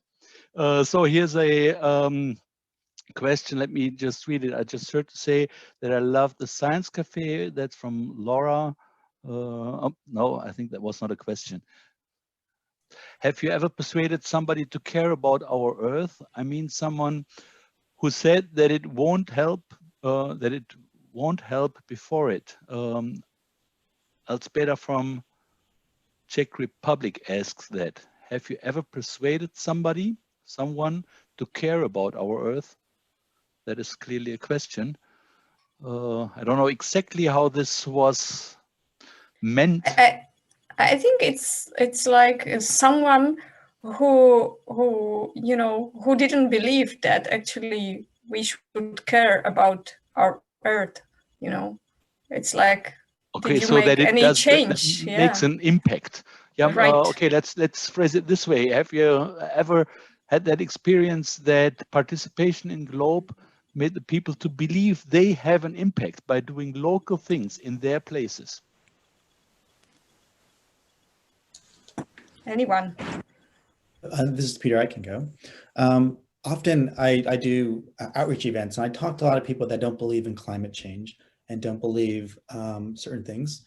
And I also often stress that NASA has satellites to study our planet, and we have students to help ground truth those instruments. And a lot of times they think, I didn't realize NASA studies Earth. And we have a discussion about why we study Earth, why we study our climate, and how we work with young students from the GLOBE program and how they help us to calibrate those satellites. And for them, it's really mind-blowing to think that students at such a young age can do this and help NASA. So they walk away with more information to make better informed decisions, and really wowed by the fact that we have students around the world making these observations. So I think that's a small impact for them, and it might change their mind, or it just might open up their thought process as well. So if I can add something, I agree with Peter. I think GLOBE is doing that, actually. So not in that words that people will tell you, I didn't care before, I care now. But there is a nice saying that if you don't know some species, you won't love it. And if you don't love it, you won't protect it. So the more you know about nature, you will try to protect it more in a way you can. So I think GLOBE is here doing a great job already. I totally agree. Okay. Anyone else want to react to this or give some example? I can react too. Well, I agree with all of what you said, especially with what you said, Peter, that it's maybe just a small contribution and it might end up in something bigger in the end. Because even, if I would love to be able to answer this question with yes, of course, I like I changed 10 people, or I don't know, now they all care about Earth. That's not the case, because I would never attribute the change like this just on my own impact. But all we can do is maybe be a small part of factors that will make people care about Earth. Thank you. That was a nice. These were nice words to wrap this up. And I think that since we are 123 countries in GLOBE, right? there are like many and many of these species that you talked about that will make something bigger, or they're already making something bigger. So thank you for answering this question. And our session is actually coming to a close. So I would just ask our guests if you want to say 1, 2 final sentences to anything that you have on your mind now. Anyone? I was planning to finish my. Sorry, Kostas. Oh, Sorry. Go on. Thank you. It was polite. I was planning to finish my say last words exactly what Renata said previous, that you couldn't protect if you don't know, and so I think like the globe is perfect spot where to start to explore, to love Earth, and then you can protect. If you know, then you can do it. So, but then I changed. So just the last one, just start critical thinking, and everything will be great. Thank you, Gunta. Kostas, go ahead. Yes, well, I was about to say that as a final point is that when I speak to my students, we are all concerned about COVID-19. So I tell them that, look, see how science is important for your lives and how much do we have to trust science in such an important issue. And then I speak about the role of science and the responsibility to trust science and scientific knowledge for climate change, for environmental protection. So this is a very important period because we can demonstrate how important science is to everybody, to older people, to the politicians, and even to the young generation, and try to convince them that they can contribute a lot to the benefit of the planet if they follow a scientific discipline. Not that all the other disciplines are not important, but science is always science. Thank you. Who else wants to react? Anyone? I'll say something. First off, I want to once again thank you for having us, Bara. Thank you for the invitation. Thank you for the rest of the panel. Every time you guys would say something, I would think, that is so well said. Why didn't I think of that? So, and I just want to say to the students, continue to wow us, continue to inspire us, continue doing your research. This is your planet after all. I am older, I'm going to be gone. and when I'm gone, hopefully I leave it in better shape for you guys. And then hopefully you become better stewards of the planet and leave it in even better shape for the next generation. So continue to inspire us, continue to wow us with all the great stuff that you're doing. And thank you. Wow. Any final words, powerful final words? Well, I would just like to say thank you for having us. It was great to share these thoughts. It was like a nice afternoon, or for Peter, morning coffee maybe. So, and keep up the good work and don't lose hope. It will get better and we will maybe meet in person next year. Thank you, Renata. Yes, I always also want to say thank you for listening and also for inspiring me as well. For me, just what I wanted to add as a last word maybe is, I think today we have a lot of challenges, like you named a few, climate change, or even this virus now, and so on and so forth. But with Globe, I'm optimistic that we will find solutions to, whatever comes next. We have such an amazing network, and also we have this connection between different actors that I mentioned also really in the beginning. It opens up such a lot of possibilities. And I think that me on my own, I cannot change the world, but we can just all make our small contribution, and then it will maybe end up in something big. Thank you so much. Thank you, Kostas, Peter, Renata, Daria, and Gunta for joining our Globe Science Cafe and discussing and sharing with us your thoughts. It was a wonderful time, and I'm really feeling so much hopeful for our future seeing together all these ideas and all this energy that we have in Globe. And now I would like to invite you for the next session, which is the session on on trainers and a mentor trainer certification process. It will start right now. There is no break, so please stay with us. And before we start, we will have the opportunity again to visit Globe schools through the videos that they submitted to us. So I think Lenka have them ready, and enjoy the show. Thank you for joining us, and see you either after the videos or tomorrow morning.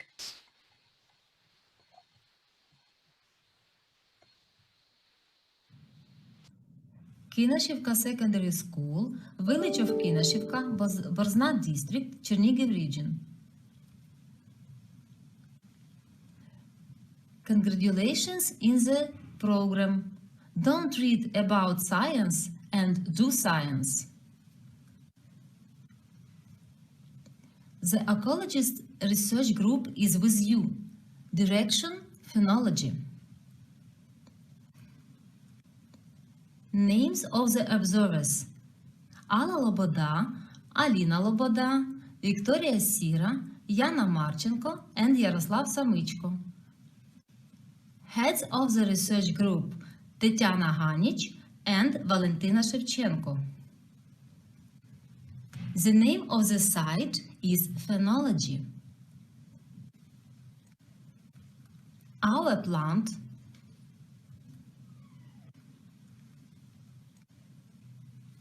my tree, lime, oak, and birch. Spring campaign. Carbon in my tree. Trees of different ages bind different amounts of carbon. Tree grows game.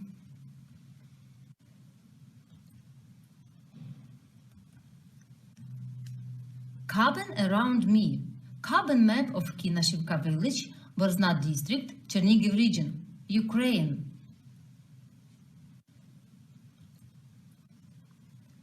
Green color scale. Are they all equally green? Participation in the All-Ukrainian Art Competition. Calendar Globe 2020.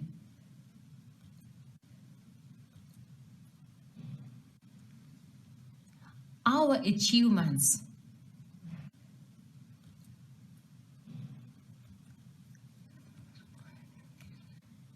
Thank you for your attention.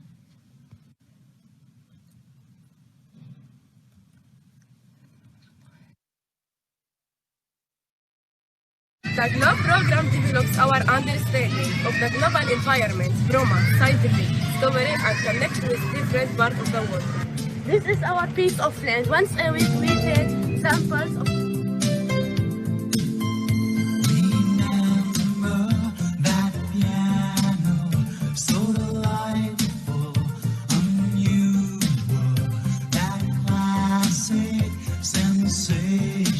we weigh and calculate soil volume.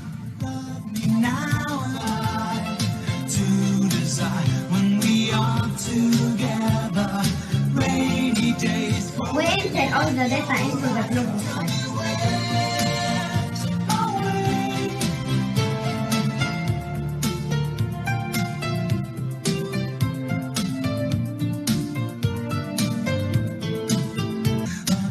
We gather all the data related to weather, such as temperature, air humidity, types of clouds, and their percentage in the sky. I like Chopin. Love me now. Oh, rainy days never say goodbye to desire when we are together. Rainy days growing in your eye. Tell me. Take part in a joint research with a Croatian school. We plant seeds of pasta and onion in both countries under the same conditions, regardless the data and compare the results.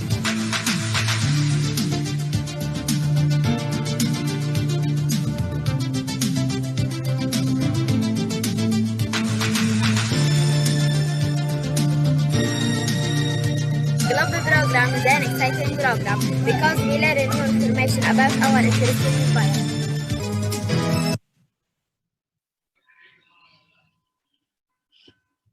Hello everyone, welcome to Zadar, Croatia. This is our school, Zadarski Otoci. Our names are Rocco, Lucia, and Samuel. And today we are going to show you how to measure surface temperature with this blue infrared thermometer. So first off, we are going to measure gravel, 25.6, floor, 26.6, wood, 23.8, metal, 16.8, and rubber, 24.6. And after that we also need to check our clouds with this cloud unification chart.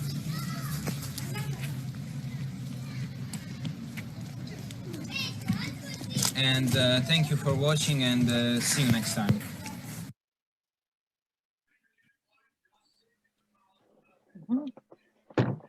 So thank you, students from Ukraine, Israel, Croatia, for your videos. It's always nice to have a look and to see how GLOBE is organized in different countries. So thank you. And as Bara mentioned, now we can move to the session, trainers and mentor trainers certification. First, let me introduce the main speaker. It's Diana Garasic, country coordinator in Croatia, and also representative of our region in the education working group. I'd like to give a big thank to Diana for her amazing and hard work in this working group, because Diana kept us informed during all the time about the process of the certification, the new certification. We were able also to give feedback. And I think that thanks to Diana, we are ready for a new model. So big thanks to you. Also, yeah. Also, we will have some, hopefully, I'm not sure if they are on now, but maybe they will join us later. Members of the working group, John Ristwaite and Marta Kingsland. So we will see, but they will be there. Oh, yeah, Marta. Nice to have you here. And I think John will join us later. So now I will give floor to Diana to lead the session. And if you have any questions, so please put them to the chat and we will take it at the end for answering. Yes, first of all, let me say hello to everyone. And I hope that after this whole afternoon of nice presentations and very nice and interesting and inspiring cafe, you still have the strength to follow one more session. So I will share my screen now. I hope I will be able to do it. Just one. Do you see it? Not yet. What about now? Also nothing happened. No. Just a moment.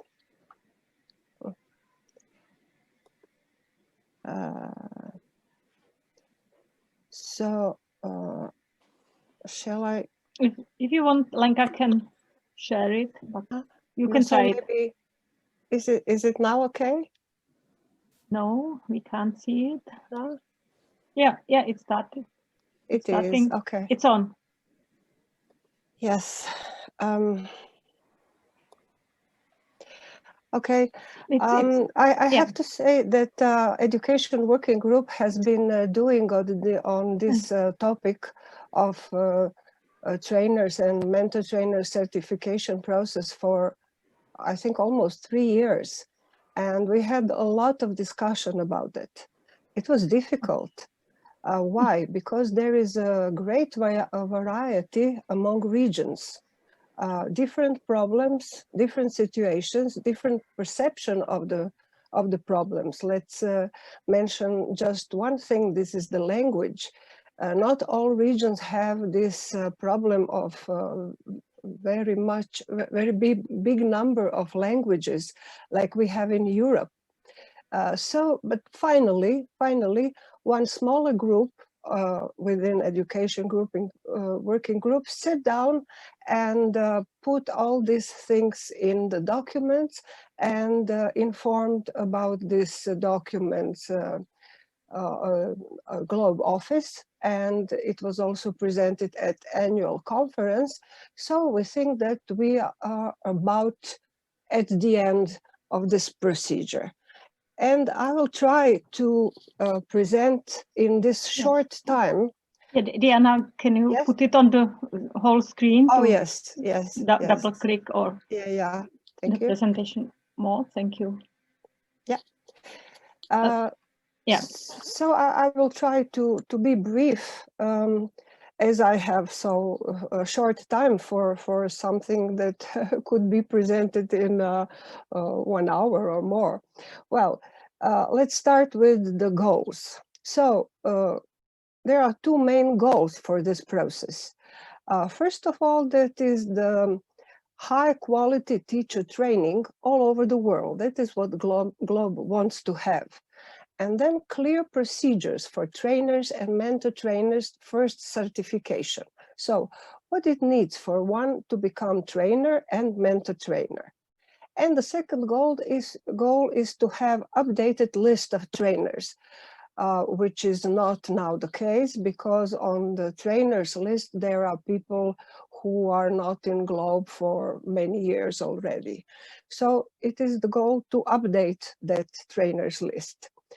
And then the trainer should make a verification or to verify the active status each 3 years, so that we don't have in the future again the situation that on the trainers list we have people who are not active anymore. So I made this chart thinking that it will be easier to follow than all linear sentences, but if it is not, I will try to lead you through it. So the central role here is a Globe trainer. Globe trainer has a task to deliver the training to Globe teachers. In order to do that, he or she needs to meet some requirements which we can present in the 4 fields of competencies. First of all, this is the science knowledge. So it means the knowledge about Globe protocols. So understand the science behind Globe protocols, to understand why things are done in the way they are to be done, what the results means, what they tell us, and so on. So the second and the third competence refers to teaching skills. But teaching students is not the same as teaching adults. There should be a different approach. For students, it is most important how to complex concepts, difficult concepts, how to make them acceptable and understandable by students. The adults learn in the different ways, so there is a different approach needed for teaching adults, training adults. The last but not least is the knowledge about Globe. So Globe is changing. Today it is different than it was 5 years ago, and especially 20 years ago. The database is changing, the visualization system is changing, technology is developing, the structure is changing. So someone who is the trainer needs to know that and to follow that and to be up to date. So the active status is something that is needed for each trainer. So each trainer should fill out the active status form, as I said, each 3 years. And if someone wants to become a trainer, so we call him trainer candidate, needs first of all to fill out the application form and enclose all the documentation about these competencies. But it is not enough. But also this candidate will be observed by the mentor. So in a period of observation, he has to show the skills in training. So he will be observed while doing a training with teachers or educators. So who is the one who will be observing? It is a mentor trainer. Mentor trainer who is experienced globe trainer, who is of course active and competent in all those 4 fields, but also because we don't still have any mentors, have to fulfill the application for mentor trainer. One thing that we had until now, but we will not have anymore, is a master trainer. The role, the status of master trainer will not exist anymore. But we still have, I don't know, not a lot, but we have master trainers in the system. So they have 2 options. They can apply for the role of mentor trainer, or they can remain just a trainer. If someone is mentor trainer, it doesn't mean that he or she will not train the teachers. He or she is still the trainer, but also will have the service to mentor new trainers or trainer candidates, to train them, to observe them, and to evaluate them. So the next slide is maybe looking confusing, but I will ask you just to notice 2 things here. First one is the central role of country coordinator. Country coordinator is very important figure in all this process, and everything is country coordinator communicates with everybody else. Each step in the process is something that country coordinator is included in or informed about. The other thing that I want you to notice, just to be short, not to go in very much details, is all these connections. So I wanted to stress here that the decision about someone becoming trainer or mentor trainer is not a decision of one person. It is a joint decision and it is a joint work. So country coordinator communicates with regional coordination office. He communicates with education working group, and of course with the trainer, candidate trainer and mentor trainer. So everybody is in a constant process of coordination and communication. So now I want to direct you to this website. It is on the Globe web page.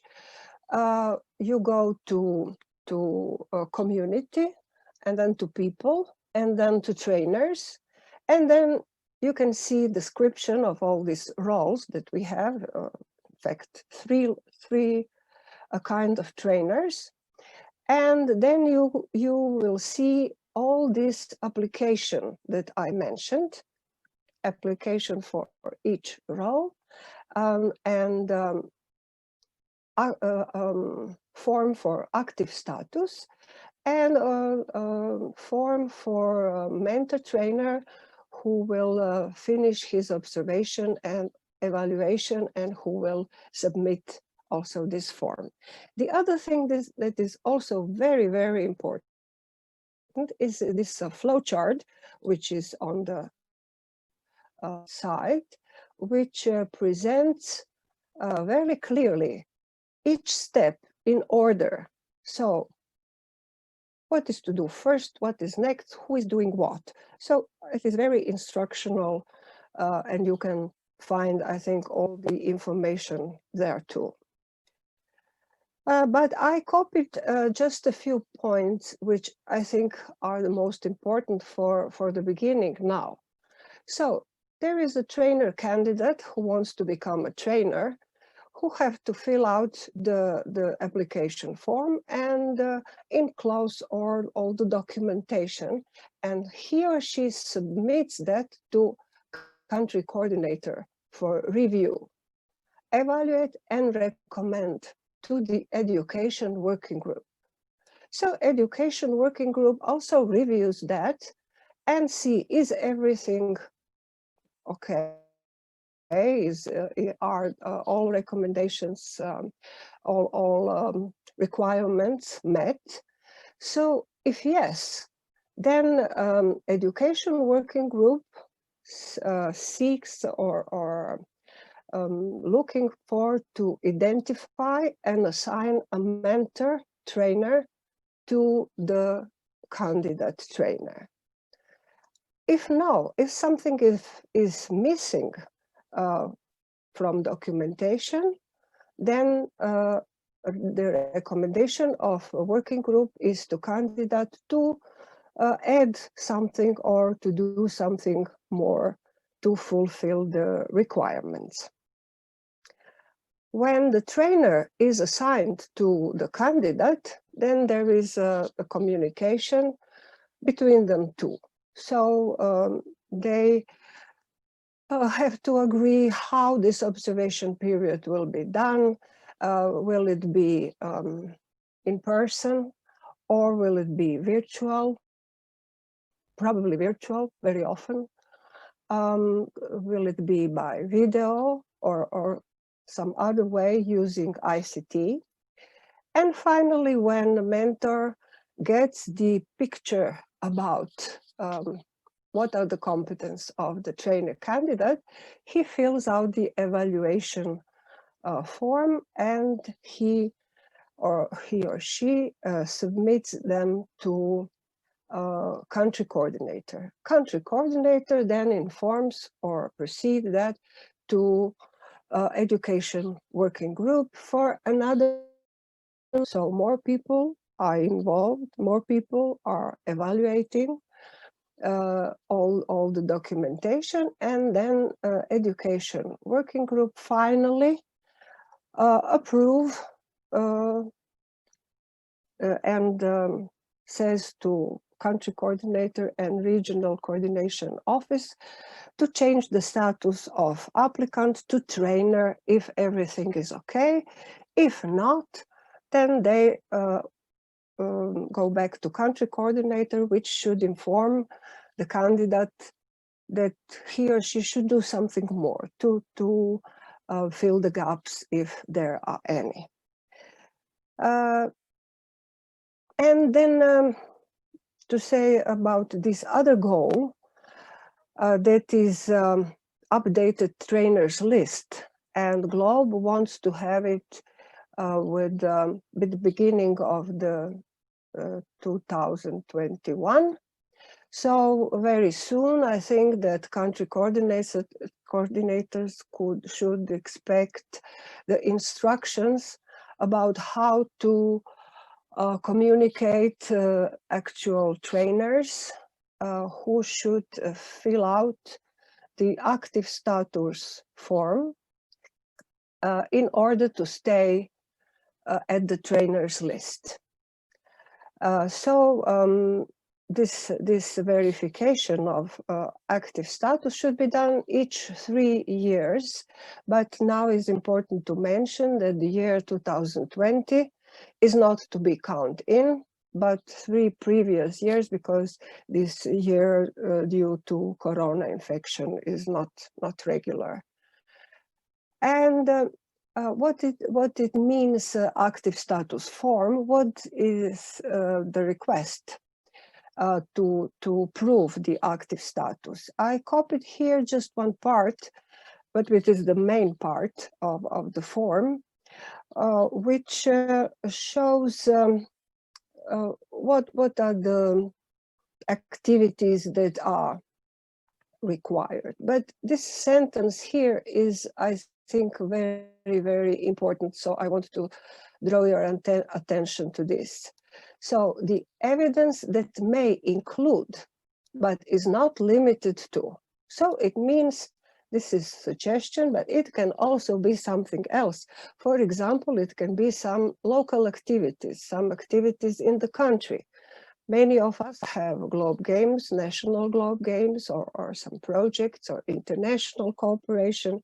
This also counts in this activity verification.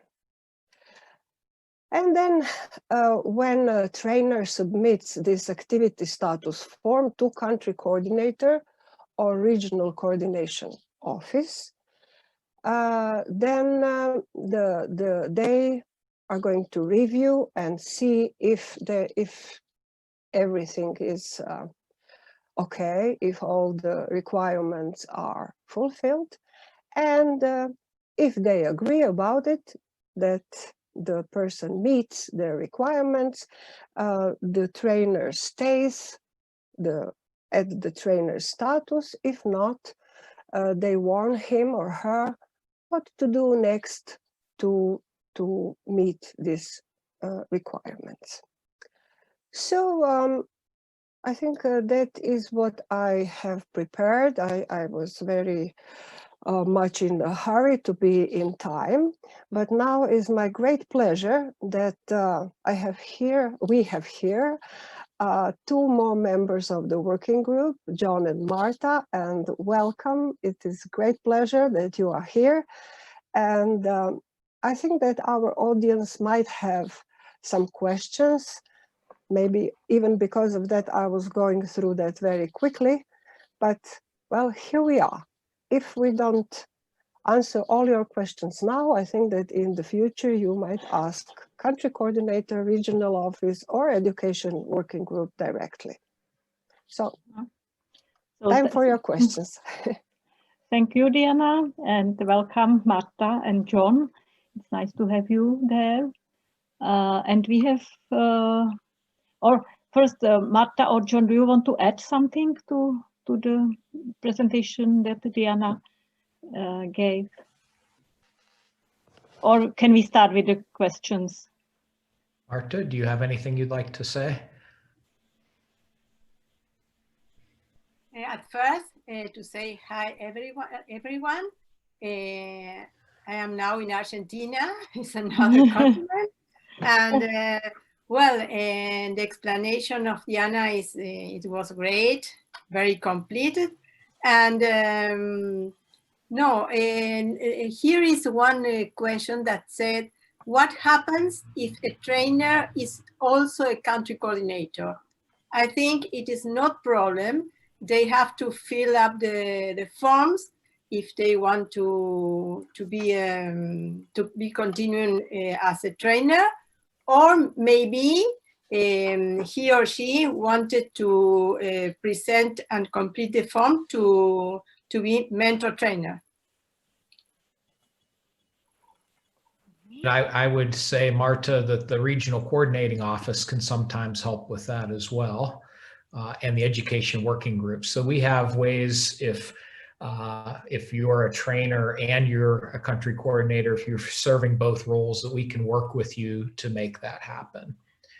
I also want to say thank you to Diana for a wonderful presentation. You did a great job. I'm also here in the United States with only a few kilometers from Tony Murphy. So he's close by. But I would say the only thing I would add to what Diana said is the forms that she showed that are linked on the website are fillable forms. So you can download them, fill them out electronically, and then there's ways in which you can have electronic signatures. So we're really trying to go paperless, and that GIO and SSAI are working on an approval and a filing system for the coordinating offices and the country coordinators. And once that's ready, we'll be in touch with you about how to do that. And then I think, Tony, I don't know if you want to say anything about this, but there will be some communication going out in the next few weeks from GIO about the database. Yep. So this is taking a slightly longer time than we had planned initially because of some infrastructure intricacies, I guess, that we have found as we've been developing some infrastructure for it. So, you know, if you're applying to be a trainer or a mentor trainer, you have to supply all of this paperwork, and where does it go? You know, it's in the form of electronic fillable forms, but it still has to be stored somewhere so that the records can be kept and maintained and updated as required and so on. So that's what we're in the process of building right now, is that kind of storage infrastructure for all of those forms that would be coming in as part of this process. And so we're a little behind on that just because it, as I said, we discovered some things on a pilot run of this process. So, but there will be some information going out in the next couple of weeks about cleaning up the database. Deanna was talking a little bit about the active status piece. And so we know that it frustrates people when they go looking for trainers sometimes, that they may get back a list of trainers. And then they try to start contacting these folks, and not all of them are either willing to train for the program at this point, or can train for the program, or they were trained back in '95 or in the early 2000s. And, you know, as has been stated, the program has changed, the technology piece has changed. There's new protocols in there. So we really want to make sure that the trainers that come up on that list are really active trainers, and trainers who are willing to train and work with people to get them through the certification process. So part of what we're going to ask country coordinators to do is to look at their database for their country, and particularly around trainers, and let us know what trainers are active, if they know, or maybe even it might be easier to go the other way, I guess, and who are the trainers that are inactive, and then get us that information, and we'll send out an email outlining that process in the next couple of weeks. But we do need to do that so that we have relevant active trainers in the database, so that when you go to do a workshop or a training, that's who you're going to find. So that's also another step that we have to take in this process. Thank you, Tony, for explanation. Yep. I have one question from the Google form that somebody sent in advance. So I'm a master trainer in Globe. Do I have to become a mentor trainer now? Okay, so thank you. That's a great question, and I forgot to address that one. So there will be a period of time at the beginning of this process where we are going to ask master trainers if they are interested in becoming mentor trainers. And so, you know, master trainer was really kind of a status symbol. You had attained this new mastery of the protocols and so on. And there wasn't a requirement necessary. Well, it's not a requirement, I guess. There wasn't an expectation that you would get involved in training new people to come on board as trainers, or help create trainers, or mentor trainers. The education working group decided that we should switch to more of a mentorship process rather than a mastery process, and that in that mentorship process, there is an expectation that people will help new trainers come on board, or trainers move from that trainer status to a mentor trainer status. So we will be sending out a form in the next couple of weeks as well, probably closer to the end of November or something like that, inviting current master trainers who are active master trainers to become mentor trainers if they wish to do so. And that will just involve, signing the form and saying that you will help new people become trainers or trainers become mentor trainers, that you're willing to give that service to the community. And I know that a lot of master trainers already did that as part of their own personal expectation and so on of what they should do for the program and so on. But we just want to make that expectation more clear to everybody that if you do want to do that, if you do want to become involved in that way, that you would sign this document saying that you're willing to be moved from a master trainer to a mentor trainer status. And so you really won't need to do anything else at this point. So thank you. There is one more question from Sandro. Why are trainers asked to enter data? Don't you think that entering data is a task of a teacher, not of trainer? No. So sorry, Sam.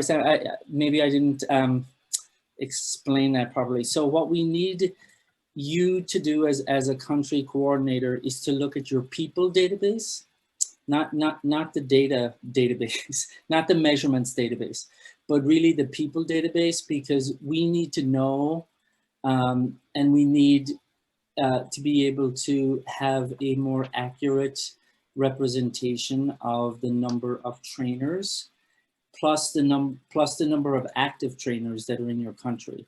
So we're not entering data. Nobody, teachers and students are still entering the measurement data. That's not what we're really talking about. We're talking about cleaning up the people data, the people database.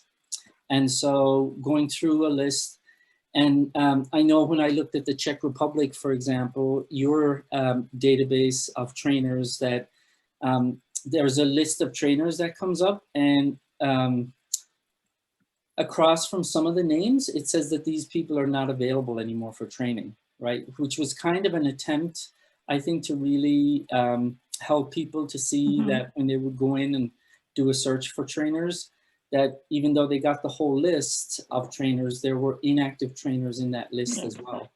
So in the future, all you would get when you would put a list of, when you would search for a list of trainers is just active trainers, right? It's very frustrating, I know, for people when they're trying to organize a training. They look for trainers, they get a big list maybe in some countries and maybe not so big in other countries, but when they go through that list, there may only be, 5 of the 10 people who are still actively training within the program. And so we want to eliminate, we want to get that down to be a more accurate list of trainers across all the countries and across the program. Yes, thank you. It's helpful to know about the active trainers. Maybe yes. just one more remark. So the one who is the trainer should be able to show to teachers, to educators, how you do data entry. I think this is important, and how you retrieve the data from database. So that's maybe what was the question also. Oh, sorry. Then I misunderstood the question. Sorry. I think the question could go either way. Diana, that's how I interpreted the question too. So from Sandro, there is on the application form a section here about data entry. And so yes, trainers ought to know how to do that and how to teach teachers how to enter data. So that's one of the requirements in the form. And that's located here under the Understanding Lobe section. And there are lots of resources that David and Cornell and their crew are developing and updating right now for data entry, short videos, and so on that are available on the website under the tutorial section. And so, if you are a trainer and you want to refresh your memory, because you know, the system is changing, technology constantly changes, and we're just trying to really keep up with it. So that's something that most trainers, if they were trained back in, you know, one of the previous systems, should really take a look at. And, you know, you can also share that resource with the teachers too, because it would be something good for them to have access to when the training's over, so that they can always go on and look at that. So, but you know, the program's not just about data collection. That's certainly important, but it's about entry and then analysis, and you know, trying to get to a point where teachers are comfortable, not alone managing the data collection piece with their students, but then also doing the other aspects as well, the entry, the analysis with their students, and so on. And we're trying to really hone the website. That's why we're changing the navigation part of it, and really trying to make it easier for people to find stuff and navigate around the website, so they can get access to all of these great resources, because we have tons of resources up there, but they're just difficult to find, some of them. And so we're trying to make that easier too. So this is a big effort. Training is part of it, and the training website piece and the infrastructure, and that's all part of it. So anyway. Yeah. Okay, we have one more questions from Agne from Estonia. Will the mentor trainer be from the same country? I can try to answer. This is the difficult one. First of all, we don't have mentor trainers yet. So let's hope we will have them soon, so that master trainers will transfer to mentor trainers, and that we will have a certain number in the region. But if not, then there should be some agreement about the language in which the training is going to be performed. Probably English, or I don't know. But this is the difficult one for Europe. For example, I know, let's say Slovenia, who is our neighboring country, is a small country, but no other country in surroundings speaking Slovenian. So we might understand some, but not correctly, you know. So what to do? I don't know. We will solve that along the way, I think. Yeah, we'll make every, so I guess part of it is, you know, every effort will be made so that when a trainer is matched with a mentor trainer, that, you know, they're from that country as much as possible, and you know, we hopefully we'll be able to do that in many cases. But there are countries that don't have trainers, or even active trainers anymore, or active master trainers currently, and hopefully mentor trainers. So in that case, it would work through some of the process.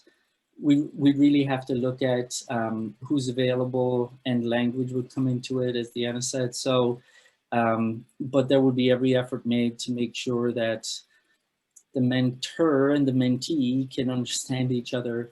And if they're in a different country, it doesn't really matter anymore that much with the virtual capabilities that are available to us. And after living through this whole COVID experience for all of us, and getting used to Zooms and all of these other communication tools, hopefully it'll be a lot easier to have virtual connections like that with mentor trainers, and you know, showing the training experience that you're giving whoever as a trainer you might be training in the certification process. So we're hoping that you know, those situations should be hopefully easily managed within the overall process. Yeah. So thank you. So any other questions? about trainers and mentor trainers?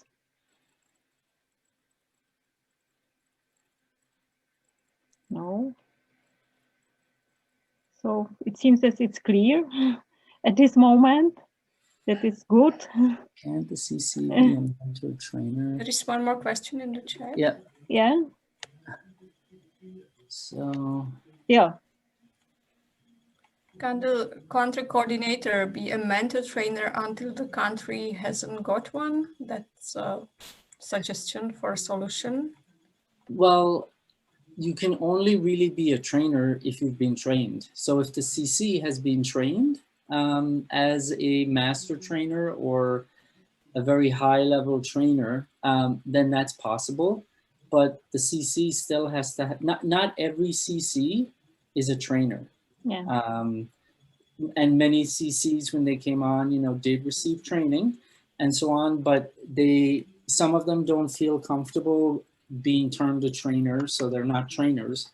But other CCs did become trainers and became master trainers and so on. So that in that situation, yes, certainly a CC could become a mentor, would be a mentor trainer if they wanted to be one, if they wanted to transfer from that master trainer status. But the CC, it would be hard for the CC really to be a mentor trainer if they haven't really experienced any training or done training themselves, or that would be difficult. I would say that the country coordinator could, you know, review the requirements and look at the form and see where they are in their training, and then they can probably work with the RCO or, you know, the education working group if there are questions. But the requirements are laid out pretty well, and so I think, you know, one could look at the mentor trainer requirements and see where they are and how much effort they would take to show evidence of their readiness to be a mentor trainer if they want to. That's a good answer, Tony. So and then there is an addition to the same question by Laura Altin, who is the country coordinator of Estonia. So she asked, when can I become mentor trainer? Yeah. Right. So if you have to start, so if you're an existing master trainer in any protocol, right, you will receive an email from us asking if you want to become a mentor trainer. And all you have to do is sign the form and say, yes, you're willing to do that, and you're willing to train people over the next couple of years, either to become trainers or mentor trainers. And Deanna, John, and Marta, you can correct me if I'm wrong in any of this. If you are not a master trainer, then you would need to go through the mentor trainer process, and that will begin in January, knock wood, of 2021, when we have the infrastructure set up for it. And the infrastructure is primarily, you know, where we're going to store the paperwork, making sure that we have the designation within the training records for people, because currently you have trainer and master trainer. So now there will be trainer and mentor trainer, and the master trainer piece, and John and I talked about this a little bit. So if you do not want to become, if you are an existing master trainer and you do not want to become a mentor trainer for whatever reason, and that's perfectly fine too, if people don't want to do that, then you won't really, the master designation within the database will kind of become a, we're not going to be adding any new people to it, to that designation. It'll become kind of a, I don't know what. Legacy. Like a what? A legacy designation, yes, within the database. A legacy designation. And so, you know, you can still, you know, the program won't refer to master trainers anymore as master trainers to that extent. We will historically, but not moving forward. So,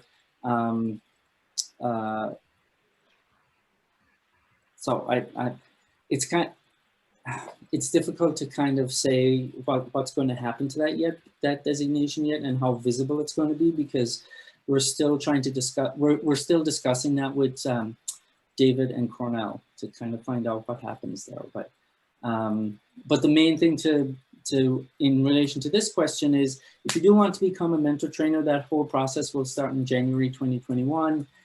We'll be putting out communication to it. We were hoping that it would start this year, but as we started working through some of the process and considering that we had to create new infrastructure for this and the database, your training record has to be changed, the database that you're in has to be changed and updated, and all of that work has to take place. And so, you know, we have a certain number of people to do a certain amount of work, and we're trying to do as much as we can. So that's where we're at with that.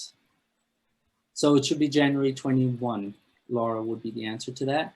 And there was another question about teachers. If a teacher's been active for over 25 years in the GLOBE program, are they a trainer? So the only way that they would become a trainer, and teachers can become trainers or mentor trainers. There's no, they don't have to be a CC. They don't have to be any other designation within the program. Teachers can and have become trainers. So they would need to go through the trainer process. Just, you know, because you've been with the program 25 years, it doesn't, what it gives you is a huge advantage, because when you start filling out the forms, you're going to have a lot of knowledge about the program. You're going to have a lot of knowledge about the protocols, how the program operates. You have a huge wealth of knowledge as a person who's been active for 25 years. So there should be no problem for you to complete certain sections of the forms. But you would have to go through that trainer process to become a trainer. And then you have to be a trainer a certain number of years before you become a mentor trainer, correct? So it's a process. It's a certification process, just like lots of other ones. You know, even for your teacher preparation that people went through when they were becoming teachers, there's a process that you need to go through in this. Yeah, Tony, I would echo what you said. And, you know, if a teacher who's been teaching 25 years wants to become a trainer, I would recommend they go to the website and choose like candidate trainer application. That would be the place to start, because if you click on that link, it then opens up and it shows where you can have demonstrate your qualifications, both in the science, education, adult learning, and understanding GLOBE. So that evidence can be provided. There's a summary of the type of evidence that you can describe in each of those categories, and then work with a mentor trainer once we have those to be able to become an official trainer, you know, based on the observations. But the first step would be the candidate trainer application. Right. And it should really be a lot easier for you, because you have a great knowledge of the program to really show how you can meet those areas of the form and share your experience and so on. So you could actually, you know, if you looked at that right now, because those forms are up on the training site, if you actually looked at those, you could be ready to, you know, kick off your own certification and training in January as well. And January is not that far away. You know, October is practically done. You have 2 months basically, and there's a lot going to be happening. You know, we know for teachers and for everybody else over the next couple of months. So. So thank you. So I don't see any more questions in the chat. So I'd like to thank Diana, Marta, and John and Tony for this session and for answering all the questions. I believe that now we know what will happen and how to go through the process of trainers and mentor trainers. And so we will see in January what happened. I also want to thank Marta and John and Tony for help and taking part in this session. So thank you. Yeah, and thank you everybody for whole today. It was quite a long afternoon, but I think quite inspiring as I see your remarks in the chat when writing that it was inspiring for you. So thank you. And let's have a look for tomorrow. We continue our last day of the regional meeting. So the first session is with students. We will have student presentations. Hello, we are Globe students. We have live presentations and also videos. So come and be with us because I believe that you will like it. And after the break, we will have David to tell us about the updates in Globe technology. So about the website and apps. It's also very important to be there. And I'm sure that still many questions come to our mind. So the last session is about questions that we can answer.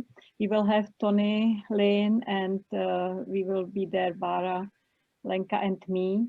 So it's the it's a session to answer all the questions that still we have in our minds. Yeah, and I think that's it for tomorrow. Again, we will share all the videos and presentations and recordings with you. We will send you a link. Where is it uploaded? And tomorrow we will meet at the same link as today.